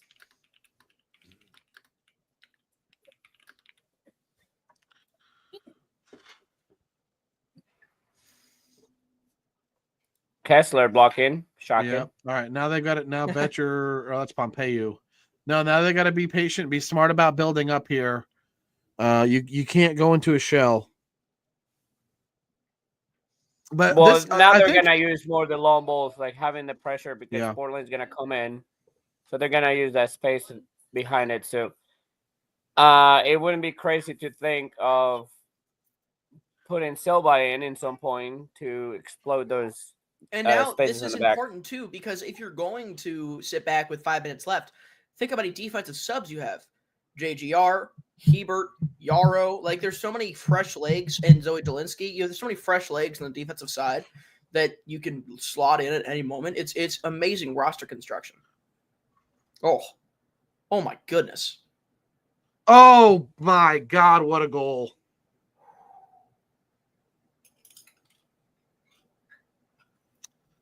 Anthony makes us pay. He flicks it over Tots. Nobody closes him down. He just runs in and just does everyone dirty with an upper bins finish. What a goal. I think that's his 11th of the season, and you just can't And let that's him a have that VP space. caliber player. Jeremy, your phone's going crazy.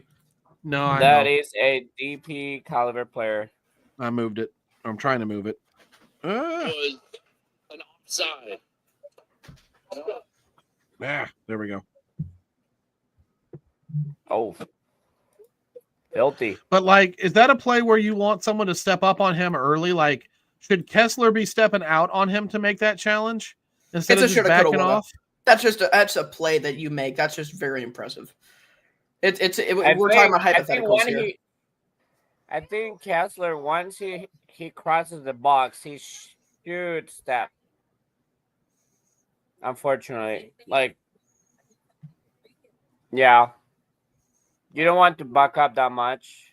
Once you get to the box, you go in a 1-on-1. But that's a great finish. I mean, there's nothing to really take off that. Now let's see how we react after conceding a goal. Oh, that's unfortunate.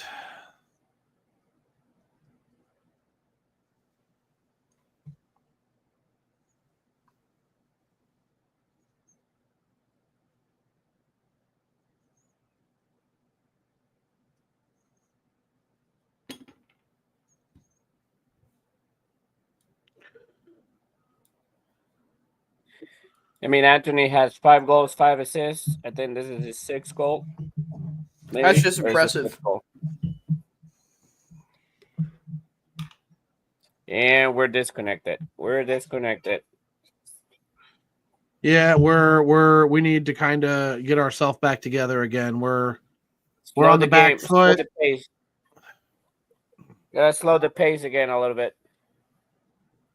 Get control of the game. I did say it was a 1-1 game, but I think we should actually win it. Like, I mean, we're not playing bad, but we gave life to them right now. Yeah, no, we've given Portland life. You know, we haven't played poorly at all. That's I mean, that's to your point, Oscar. I don't know what you do differently there. I mean, that's like you said, a DP level player.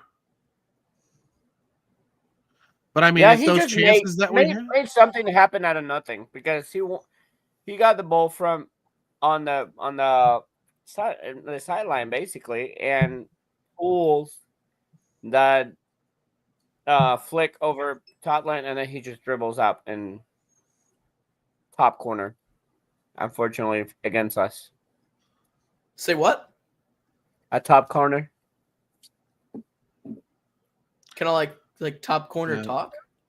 Yeah. Kind of like that. Bottom corner.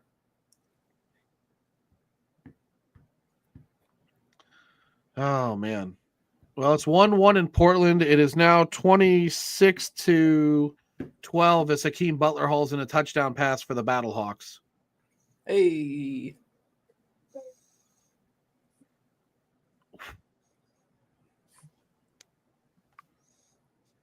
Again, this is you're just sitting back almost. You need to start getting some chances right now. Cotland's down. Oh, geez. He got hit in the face. Hope he's all right. That's a big loss if he's hurt. Yeah. I don't think he's hurt. He just collided with Anthony. I think what we've seen here is Anthony's growing, or Anthony, not Anthony. It's Anthony. He's really growing into that game. Tots is being super aggressive, and I think that he's exploiting that aggressiveness because both times he's gotten open in the last couple of minutes has been because Tots is pushing forward to close him down quickly, and the first one was a flick over him. It's not. There's like 5 players in the MLS that make that play. Yeah. And one of them is Anthony. It's Anthony, it's Messi, it's Evander, it's Chucho Arango, and it's Lucho Acosta. I think those are the only players in the league that make that play. No. Do I have a break? Apples. Apple slices, please. Apple slices, please. Yes, it's apple slices.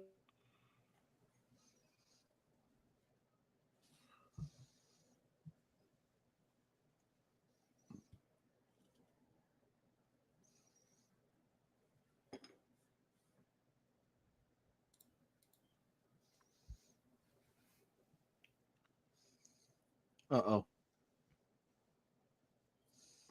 Fell asleep. Yeah. There we go. Good play. Now go on offense.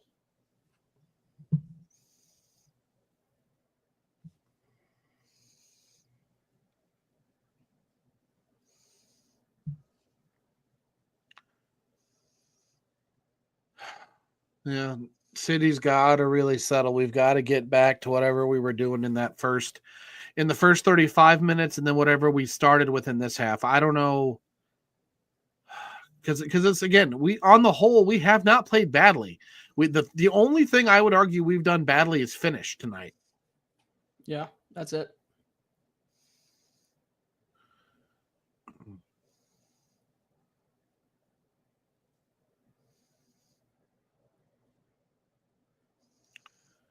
And now you get to the bench. It's 1-1. You start thinking about subs getting into the 60th minute and beyond. Probably put Zonde in. Yeah. Zonde, I'd think I put McSorley in.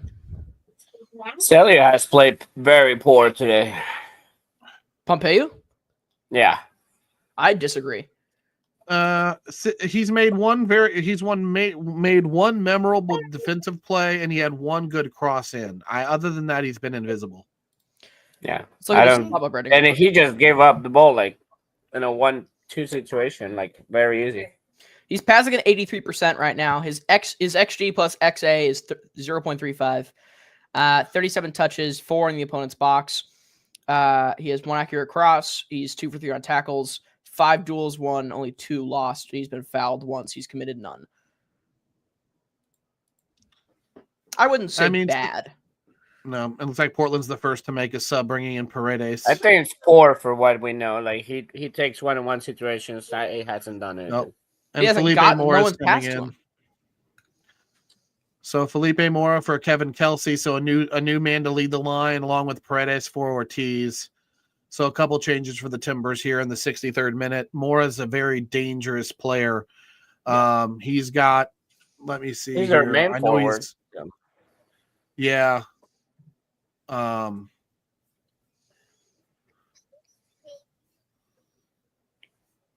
think we gotta refresh a little bit our midfielder and one of our wingers. Yeah. You gotta get the cooling break ASAP. Ugly foul from refocus. Looks like Klaus is going in the book, I think, or just Really? a talking to. No, maybe not. Talking to. Yeah, it's definitely getting a talking to.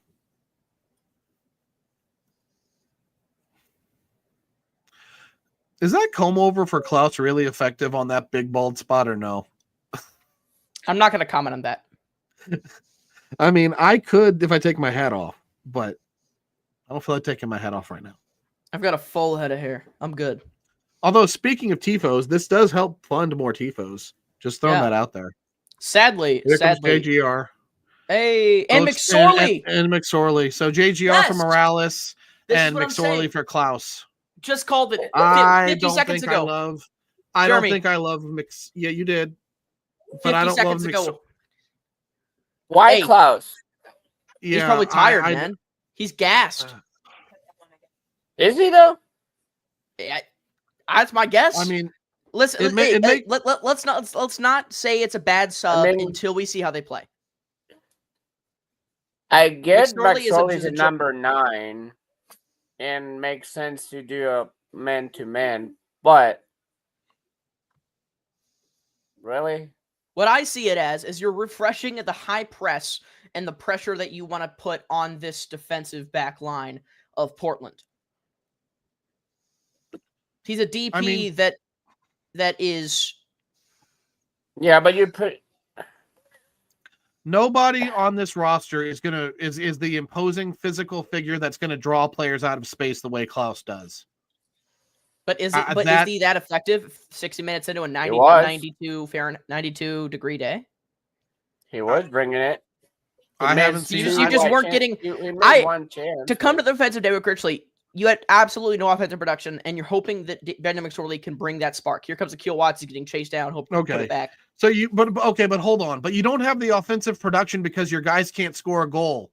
That's like they had at least 5 shots within 10 yards, and they can't put the ball in the goal. So that's one thing, yes. And I think that's even more reason to switch out the player that you're having, your players that you're having in the offensive, so that makes the sub make sense. But also, you're not creating the chances in the last 20 minutes. After the Akil Watts goal, you have not had possession in the final third for Portland at all. What that has to be with Klaus? I'm not sure. And I'm saying that I think it could be a result of them not producing earlier in the game. We lost possession because our midfield is gassed, and that's a good sub. That's why they just put JGR in for Morales, right? In one instance, but we need the ball. I don't know if JGR is the correct guy either. Like, why don't you put Ostrak, for example? That is a more because he's more offensive. Ball. You wanted to put a defensive midfielder in for a defensive midfielder. I mean, it's fine. Like, I'm not criticizing that sub as much if we're gonna have the ball, but I just want to see what the result is before I criticize. Presence on the front, like Klaus, I would never take Klaus unless like he's just needs to get out on a stretcher, basically. With St. Louis City too, hold on. I'm gonna look up some of Brendan's stuff. I mean, look, here's the thing. You can make the case for it. Maybe it's not a terrible sub. It looks like McSorley's on the ball now.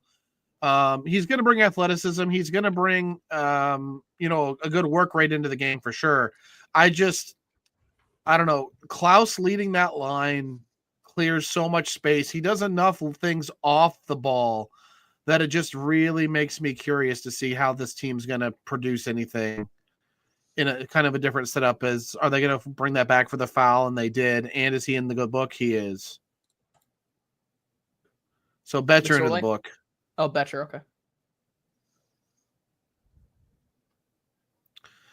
No, I mean, again, we don't know. Maybe there's fatigue there on Klaus. Maybe to your point, he wants to initiate the press higher. I just don't know. I just don't love it. Which is fine. With all this, I mean, Betcher needed to be this up. They're more similar players. McSorley than Betcher's got a more full gas tank. He's younger.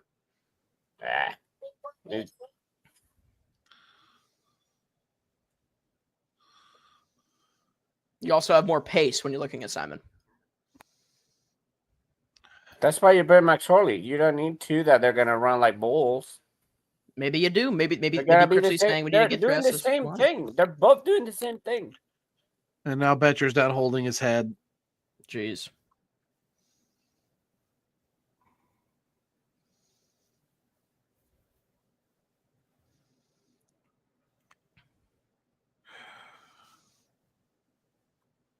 Just get Betcher out, put Silva in, so you have a different type of players.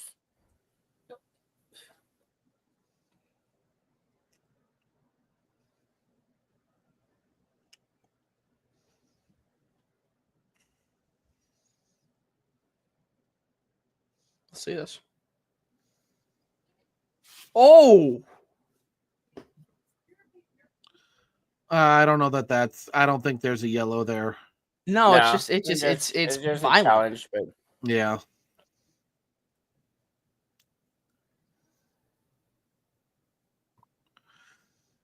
All right, so now here's a question. Do you use a sub window because Betcher has to be offering protocol or whatever now? So do you make the change now to avoid being down a player? Yeah, or you take the. I mean, if I'm not mistaken, you take a sub right here. You keep that sub slot because it's an injury sub technically. yeah, you just Yeah. you're creating a new one if it's concussion protocol, but it has to be confirmed. Yeah.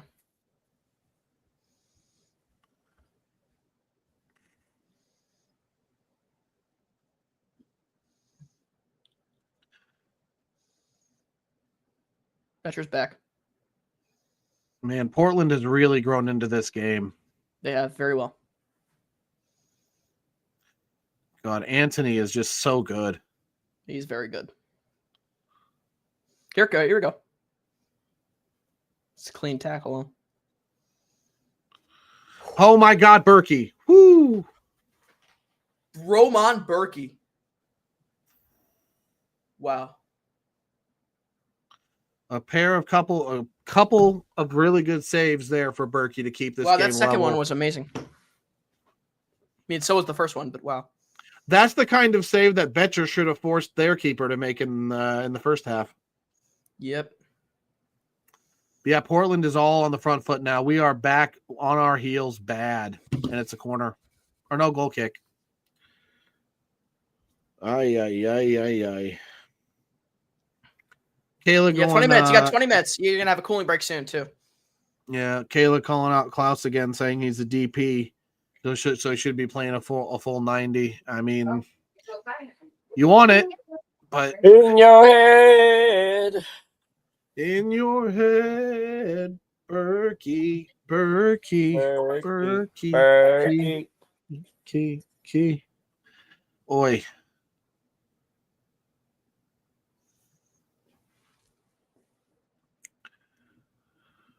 Oh my gosh. And that's the other thing too, is I see, that ball go forward. I mean, don't get me wrong. I'm sure McSorley and even Betcher can hold up a ball, but Klaus's hold up ability to win the ball, to create the opportunity to win the second ball. I don't know if anybody else on the team does it as well as he does. No, he got bump out really easy. Yeah. In that play. We lost possession because he was a good play forward, but he got bumped out. Portland is just throwing bodies forward. Betcher's gas too. So we gotta get something going. That's Portland is throwing bodies forward. Well on done that. for McSorley. That's good. Yeah, they were overloading Tottenham's side bad there. Nice job by JGR, almost losing the ball. Did lose the ball. This is that replay.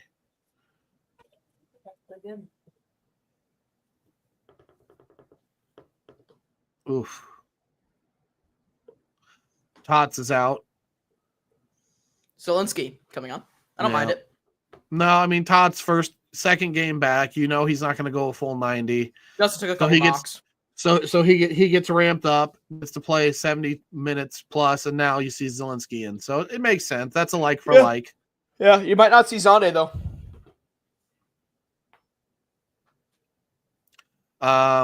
You got one more sub window left, and you can make 2 more subs with it. So it will be curious to see what they do there. Good tackle. Oh, great play. Now he's got space. Is that Kessler? What is he doing? No, it's Zelensky. No, that's Kessler. That's Kessler. Kessler. Both of them are there. Both of them were there. Oh All yeah, right, it's the Henry. striker. We needed a big body in the box, so we called on Henry Kessler to go up.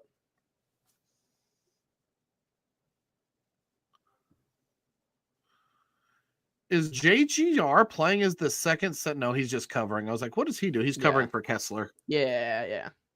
And that's a bad giveaway by Kessler there in the midfield. Oh, jeez. That wasn't Kessler. That was Bone who gave it away.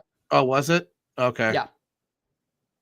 Kessler just got back to the back line. Good clear. But I'm okay. I'm okay playing that pass. Look at McSorley. It was a giveaway from Timo, but if that ball goes through, it's a breakaway from us. Yeah. So Yeah. it's trying to make something happen. Yeah. I get it. So I'm not that mad about it. And it was right in the middle of the field, so you have time to get back. I get you. So there we go. It's Forward not pass. as terrible. Obviously, it looks bad when you give it away, but No. And Charlie, Sub that coming. might be that's probably the nail in the Battlehawk season. Right. 32-12, 14 minutes to go. Oof. Cooling break. So, cooling break. This is a reset time. break. Okay, this is a time. Well, you'll see after this cooling break if David Critchley and the City team really want this. Because if they come out trailblazing, they come out motivated after this cooling break, then this team wants it. If not, then you got to hope you hold on for a draw. I think the other thing too is it's a good opportunity for Critch to talk to the guys, and he can ask Simon, hey, how are you feeling? Do we need to sub you? If we do, maybe we see Zonde come in. He can find out. I mean, this is Kessler's first full game back. Do we have to, do we make another sub? Do we move, JGR back to center back and bring in Ostrak to play alongside Watts? I think this is that chance because you've got one more sub window. You can make 2 subs. Oh no, did Berkey hurt his hand? Oh, his glove ripped. His glove ripped. Oh, okay. Ooh. Okay. Well, no, because Apple TV. Well, it was I've got. Yeah, it was his left hand that he broke, so he was talking Okay. with his right. Oh, little shower for Roman. Okay, as long as it's just an equipment issue, that was my only taping it up. concern. It's probably the But yeah, so turf you got- that fried it. So you got one more change window, 2 subs. I don't know what other moves you make. I don't think you're switching out a left back.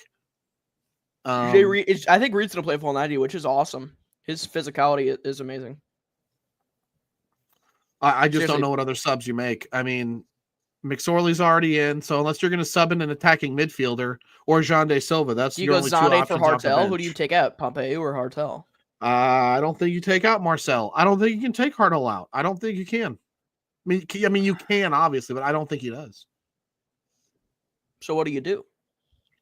I mean, I think it's You take out a Keel? you take out Betcher, bring in Jean De, and then if you want to refresh your center backs for any reason, do you take out a center back and move JGR back and bring in Ostrak to play alongside a Keel? I don't think Ostrak's going to come in this game. I think you'll probably see just a 1-for-1 center back trade where you go Hebert in and then one of the 2 central center backs out. That's fair. Yeah. I think, I mean, it depends also, like, what is Critch's goal here? Is it to just get out with a point, or are you wanting to win? Like, what are you prioritizing at this point? Yeah, and we're going to see that right now. See how this team plays. Yep. Again, winning on the second ball. We got to win possession. Ours? Nope. that's a good pressure. But Yeah. I'm with you, Jeremy. I think I would put Sunday for Betcher, and then Ostrak in some point either for Watts or either. Yeah. Well, and I think but this just goes back to some of my frustration with subs at all and timing in general is a guy like Jean De needs more than 10 minutes to change the game. At least that's my opinion. Maybe I'm overly critical, but I don't think he's going to change it in 10 minutes. Well, he just didn't come in at that point. No. So we'll see. It looks like we got a foul there. JGR got fouled. No card. Yeah. I heard him yelling.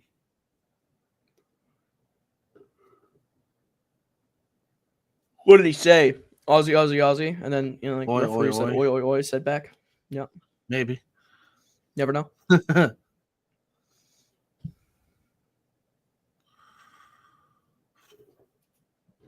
Oh my God.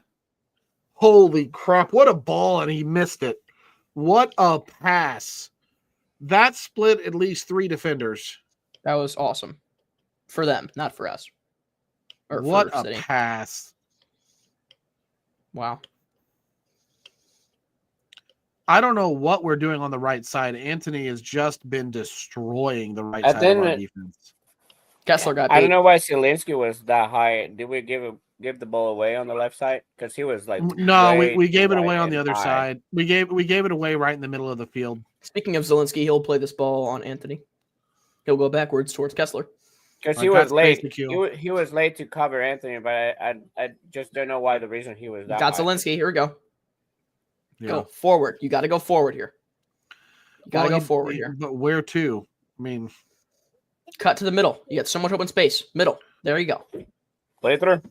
poor pass from could have played it JGR. through. And then poor what is pass. that? Bad decision, bad execution.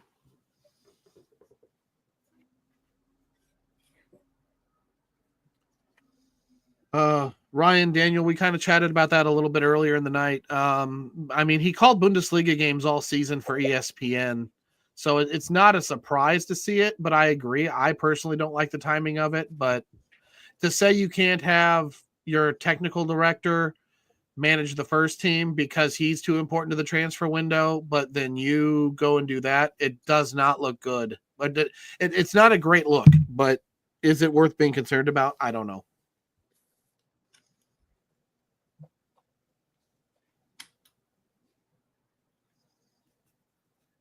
Yeah, he can just quit as a sporting director and just go and do that. You know, Oscar, I think there's a good portion of the fan base that probably wouldn't be mad if that happened. I mean, really? You're about to go in the transfer window and you're going to spend so much time calling games and stuff for the Club World Cup? Like, really? You have your main priorities in this next month. So, because just calling the games, that you have to have preparation for the games. It's not like you just walk into the booth and start talking about it.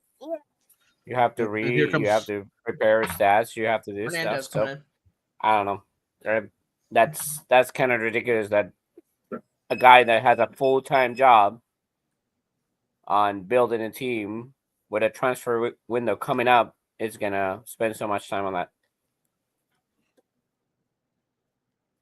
Yeah. Another attacking option on for the Timbers, Fernandez. Really creative player. So Timbers are going for the win at home with just over 8 minutes plus stoppage to go. City still has one substitution window if they choose to use it. Timbers have used all three now.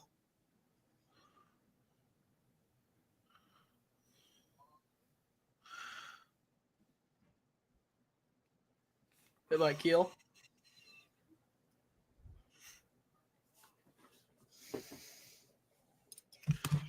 Just hey, did you guys notice that since Klaus was out, we haven't made it to the other box? Before Klaus came out, second half after the kill goal, they haven't made the opponent's box. They just haven't still made it. Transitional game. And now McSorley draws a foul. That could be his second yellow. That might be his second yellow. We haven't even crossed the half, though. Give him the red. I mean, how is that not a yellow? I think he's already on a yellow. How is that not a yellow? I mean, yeah, he's lucky he got a foul. That's not a foul. No, but if you can get enough attention on him, you start to get the referee thinking, okay, this is accumulation. Do you at some point get enough on him to where the ref gives him a yellow for the cumulative fouls? Yeah. I mean, that's fine. That's fine. But hey, who was a good player to do that? Oh, wait a minute. No, but I agree with you. But I agree though that was a weak foul though. I agree with you. That was a 50-50 ball in my mind.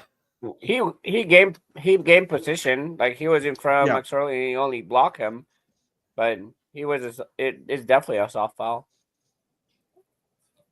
I'll ask about in the press game. Oh, Betcher with a bad play. So Betcher, I mean, it's a corner. Betcher just rushes a lot in that. Like, I mean, I guess there probably wasn't going to be much of an option, but if he just takes a second and settles that, does a better option present itself? I almost wonder. Like, he just rushes. Feels like the ball burns him every time he gets the ball and it just burns him. All right, corner for Marcel. For Marcel Hartel, pardon me. All right, goal, McSorley goal. Come on, he attacks the ball well. He knows how to attack that ball. Baumgartel over. Oh.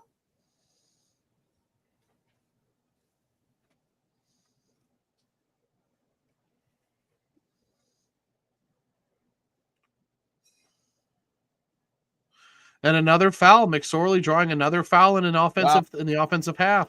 I love it. I love it. Doing Zubrich kind is of what not Klaus mad. likes to do. He's doing what Klaus usually does. He's drawing that foul, being physical in the offensive half. Seriously, he's pesky, and not in a bad way for the other team. He is a pest. He's a thorn in the side of a defensive system because he just has his effort is just so much there. Looks like Hartle. Yeah, Celio's going to deliver it. Hartle's giving way. He's going to move to the middle of the pitch. Another big set piece opportunity for City late in this game.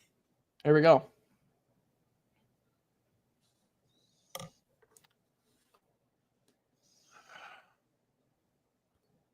And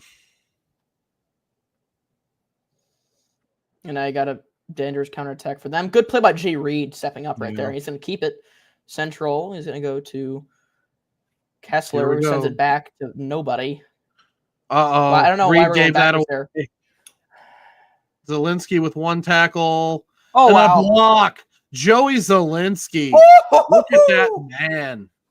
Wow. That was just terrible. I mean, Reed gives this away right here. The first thing. No. You know what happened? Kessler is up too far.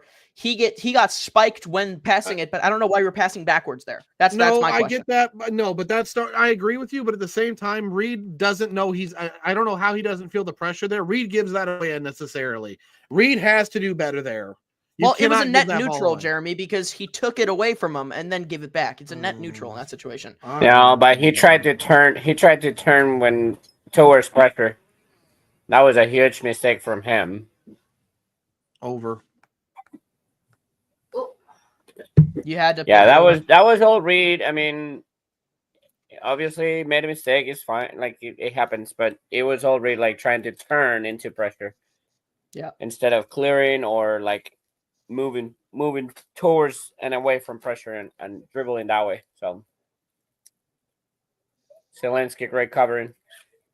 Yeah, you got to give Zelensky the flowers on that. He played that well twice. Not only the first initial stop, but then getting back up again with it to block it. Yeah, Fernandez took the corner here for Portland.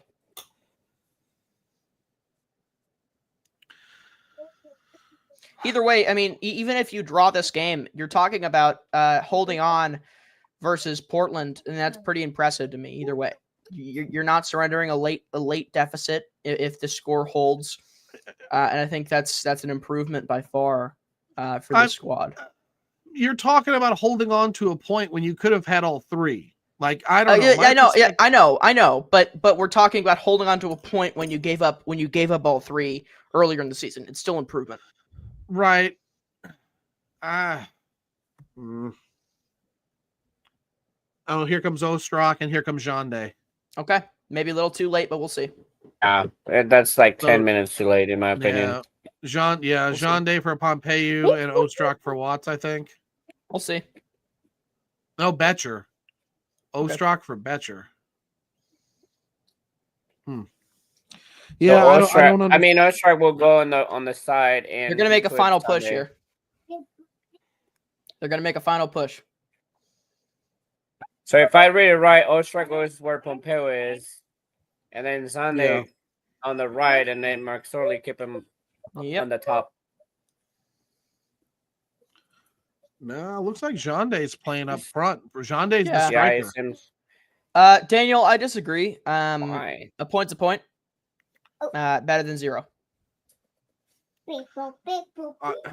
I think it disappointed the way that the first half developed more than the second half. The second half has been all Portland, in my opinion. We encountered the goal, and then we weren't able to keep the ball or anything like that. So, it is disappointing that we went up front, but at the same time, we knew we get score on. I mean, we know that we're not fully trying to keep the leads, and especially first 5-7 minutes after we score, because we always happen. So I'll say this, okay? Daniel just said, not when you're in 14th place, it's hard to take a point. Yeah, that's fair. But look at why you're in 14th place. Look at the results you've had. Look at the leads you've had that you've coughed up, and then you've not gotten any points, right?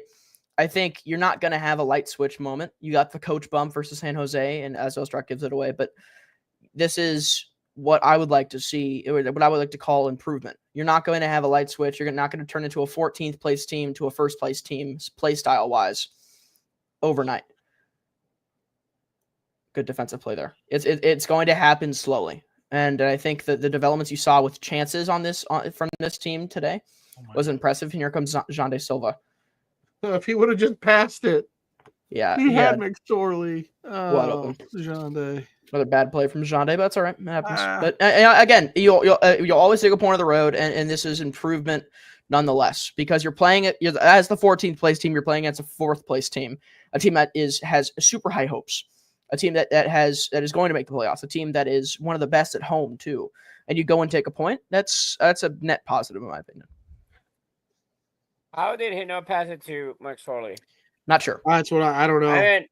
I don't think he saw him because he's dribbling like with his face down, trying to focus on like 7 minutes of at a time. Wow. But I think like McSorley should be screaming at him like, "I'm open, I'm open, I'm open."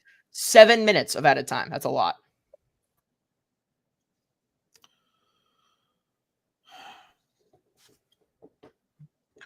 So the result here's what I'll say about the result. I think on the basis of the game, given the first half and also the chance missed by Klaus, I'm not satisfied. I would have expected more. Will I take a point? Yeah, you'll always take a point over nothing. And in the second half, Anthony and Portland have been the better team probably. But you look at the reason why it's tied is because Anthony literally just put. Oh, for fuck's sake!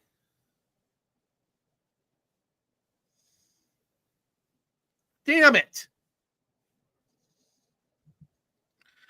How? That's just Portland being the better team. That's a training play. That's a training play. City falling asleep like always. Game's not over yet.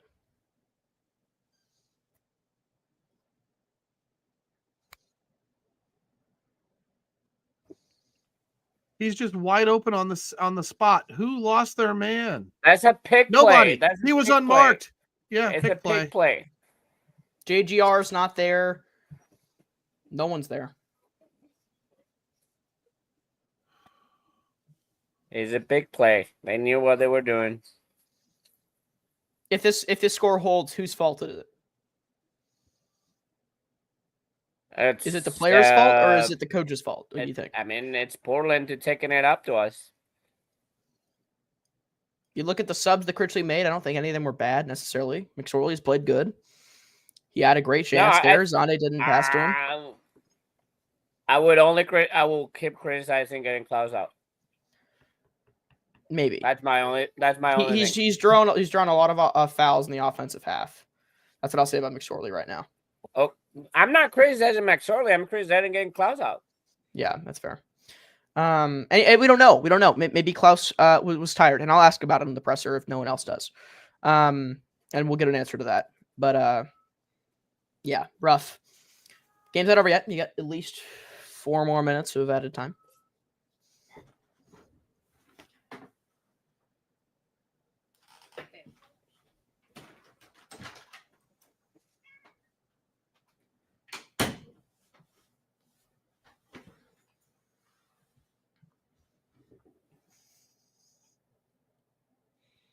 Gotta go. You gotta go. Great ball. But why is Kessler the guy taking it? Wow. Henry Kessler. What a play. Yellow. Is he okay? Is he all right? Yeah, he's getting up. And now Miller's cramping. Sure. Yeah, for sure. Of course. Yeah. That's a real cramp for sure.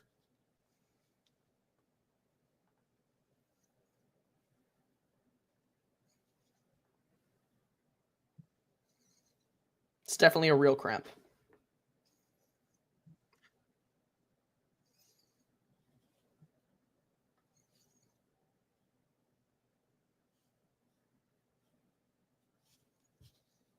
Neville's crashing out.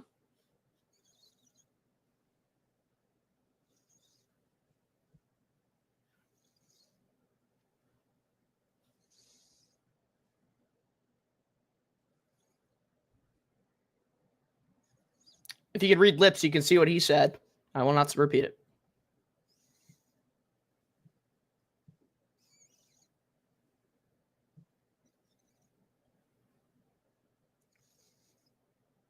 This is just.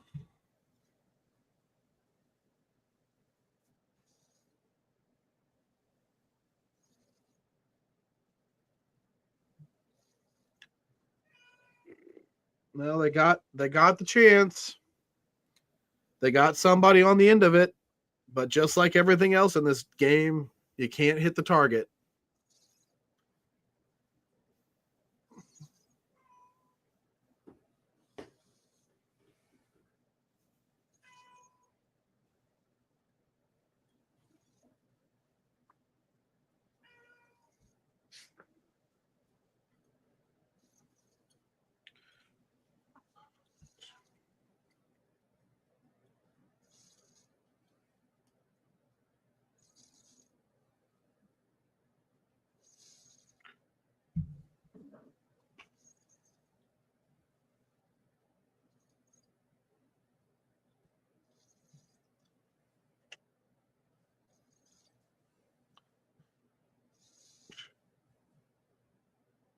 Final minute. McSorley with the hustle there. Well, you got to go at that point. All right, there comes Shonday. Here we go. Go.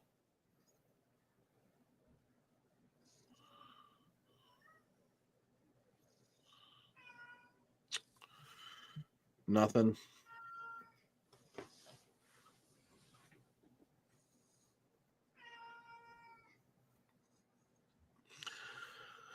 Charlie, I finally have an answer to your question. I made up my mind earlier. You asked if this was on the coaches or the players. I'm putting this on the players, squarely on the shoulders of your guys that missed chances in the first half, that the guys that didn't test the keeper, the guys that missed the chances that should have been put in. Because if those goals go in, this doesn't. What happens in the second half, I don't know how the game is completely different.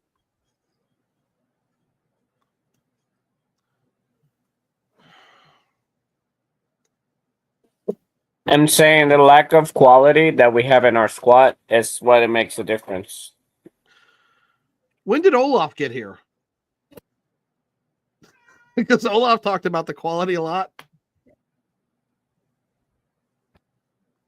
But like you go into like you're saying that the chances we had, right? Yeah. We had chances, we didn't finish. That's lack of quality. We made substitutions, but it didn't improve. It didn't. We didn't improve in any ways. So We Portland definitely we definitely got the pushed back by Portland. Their substitutions were a lot better. They brought Mora. They brought the other Martinez, I believe. Yeah. But they brought quality and pace in the front. So they definitely took us back to our end. And obviously, I mean, the goals are one fantastic goal from Anthony. You're going to get one more chance here. You're going to get one more chance here. And then a corner that is a well played, but also a distraction from our players. So last chance for City. Corner. Nope. That'll do it. Portland takes the win. Portland moves to 9-5-4. St. Louis City to 3-5-9. City drops all 3 points. I don't know what we need to do to stop dropping points. You know, it'd been one thing if it had been where we fought back to just get a point, but the fact that for portions of this game we were the far better team, we should have had multiple goals, and it's 3 points dropped. It really, to me, overshadows progress. Because Well, at the end here, of the day, let me, Jeremy, you're missing Leuven. You have no Vollum. You're still missing key pieces. This is not the best 11 for City SC. that's an excuse, Charlie. I'm tired of Yeah, the damn now- excuse. I'm sorry. now The let's- squad, no, because the squad that you had was good enough to dominate the first half and get you the lead. There's no damn reason that they should not also be able to get you out of here with anything less than a point. At that point, I'll give Anthony. I'll give Anthony the flowers, but this is disappointing. in my I opinion. completely agree, Jeremy. I just was looking at the stats, and I remember looking at the stats in the half, and we had 60% possession in the first half. The game ends with 52 possession for Portland. That's a huge difference for the second half. And also, we were up on accurate passing. I don't remember the exact number, but also we had more accurate passing than Portland, and now Portland had a better passing. This was an absolutely debacle on the second half, and it has to come from the players. I mean, yes, the coach made the last two subs. I think they're late, but at the same time, they're supposed to work. The first two subs, they're supposed to work. They're supposed to renew the energy. Nothing happened. Nothing changed. And then obviously that corner. I mean, what they're doing in that corner? Why is that guy so free to have a free shot there? Like I don't understand it. This is really what in my opinion is a lack of quality as a whole, as a squad, not just specifically on each player. It's a squad, because the moments we make up, the moment that things go start getting tired, we do not have a refresh.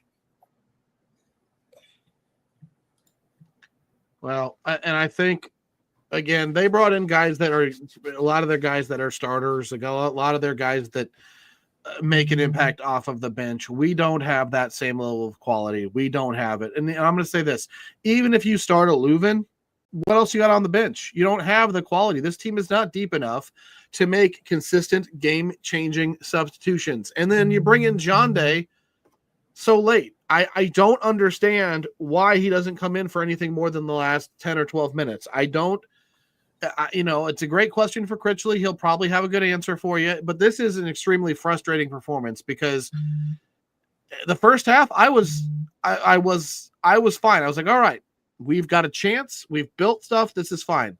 But they outshot us 13-5 in the second half. Portland really turned the screws in the second half, and they probably deserved the result. We did not do enough in that second half. We missed the one or two chances we had. It just difficult. And you lose it on a set piece too, like on a pick play. You just can't. I mean, we only had, what do we have? 48 passes in the opposition half in the second half. Not enough time in their half at all. I'm struggling. Like, can I take, Charlie, to your point? Okay, yeah, not the best lineup. You still created enough in the first half. But if you even look at the momentum chart on FOTMob, they dominated that second half, and it's not anywhere close. To me, it's as simple as saying it's another game where we had chances and we didn't capitalize, and what did it do in the end means dropped points. Same story, different day, boys. So, all right. So, Charlie, I know there's a press conference coming up. I know that I think Musa said he was not going to be able to make it tonight, if I recall that right. I think if it's cool with y'all, since it'll only be Oscar, I think that's a little, I don't know. I think we might end it. If y'all are we'll recap tomorrow. Yep. Stay tuned tomorrow, 9 p.m. And stay tuned on me and Jeremy's exes. Not as in ex-girlfriends, but as in our ex-former Twitter accounts for quotes after the game. Okay. All right. Thank you all for tuning in. It was a fun match to watch, nonetheless, of the result. Thank you guys for tuning in and having fun with us. We appreciate it. I told you All we right. still had to play 90 minutes. Yep. All right. Have a good one, y'all. Adios.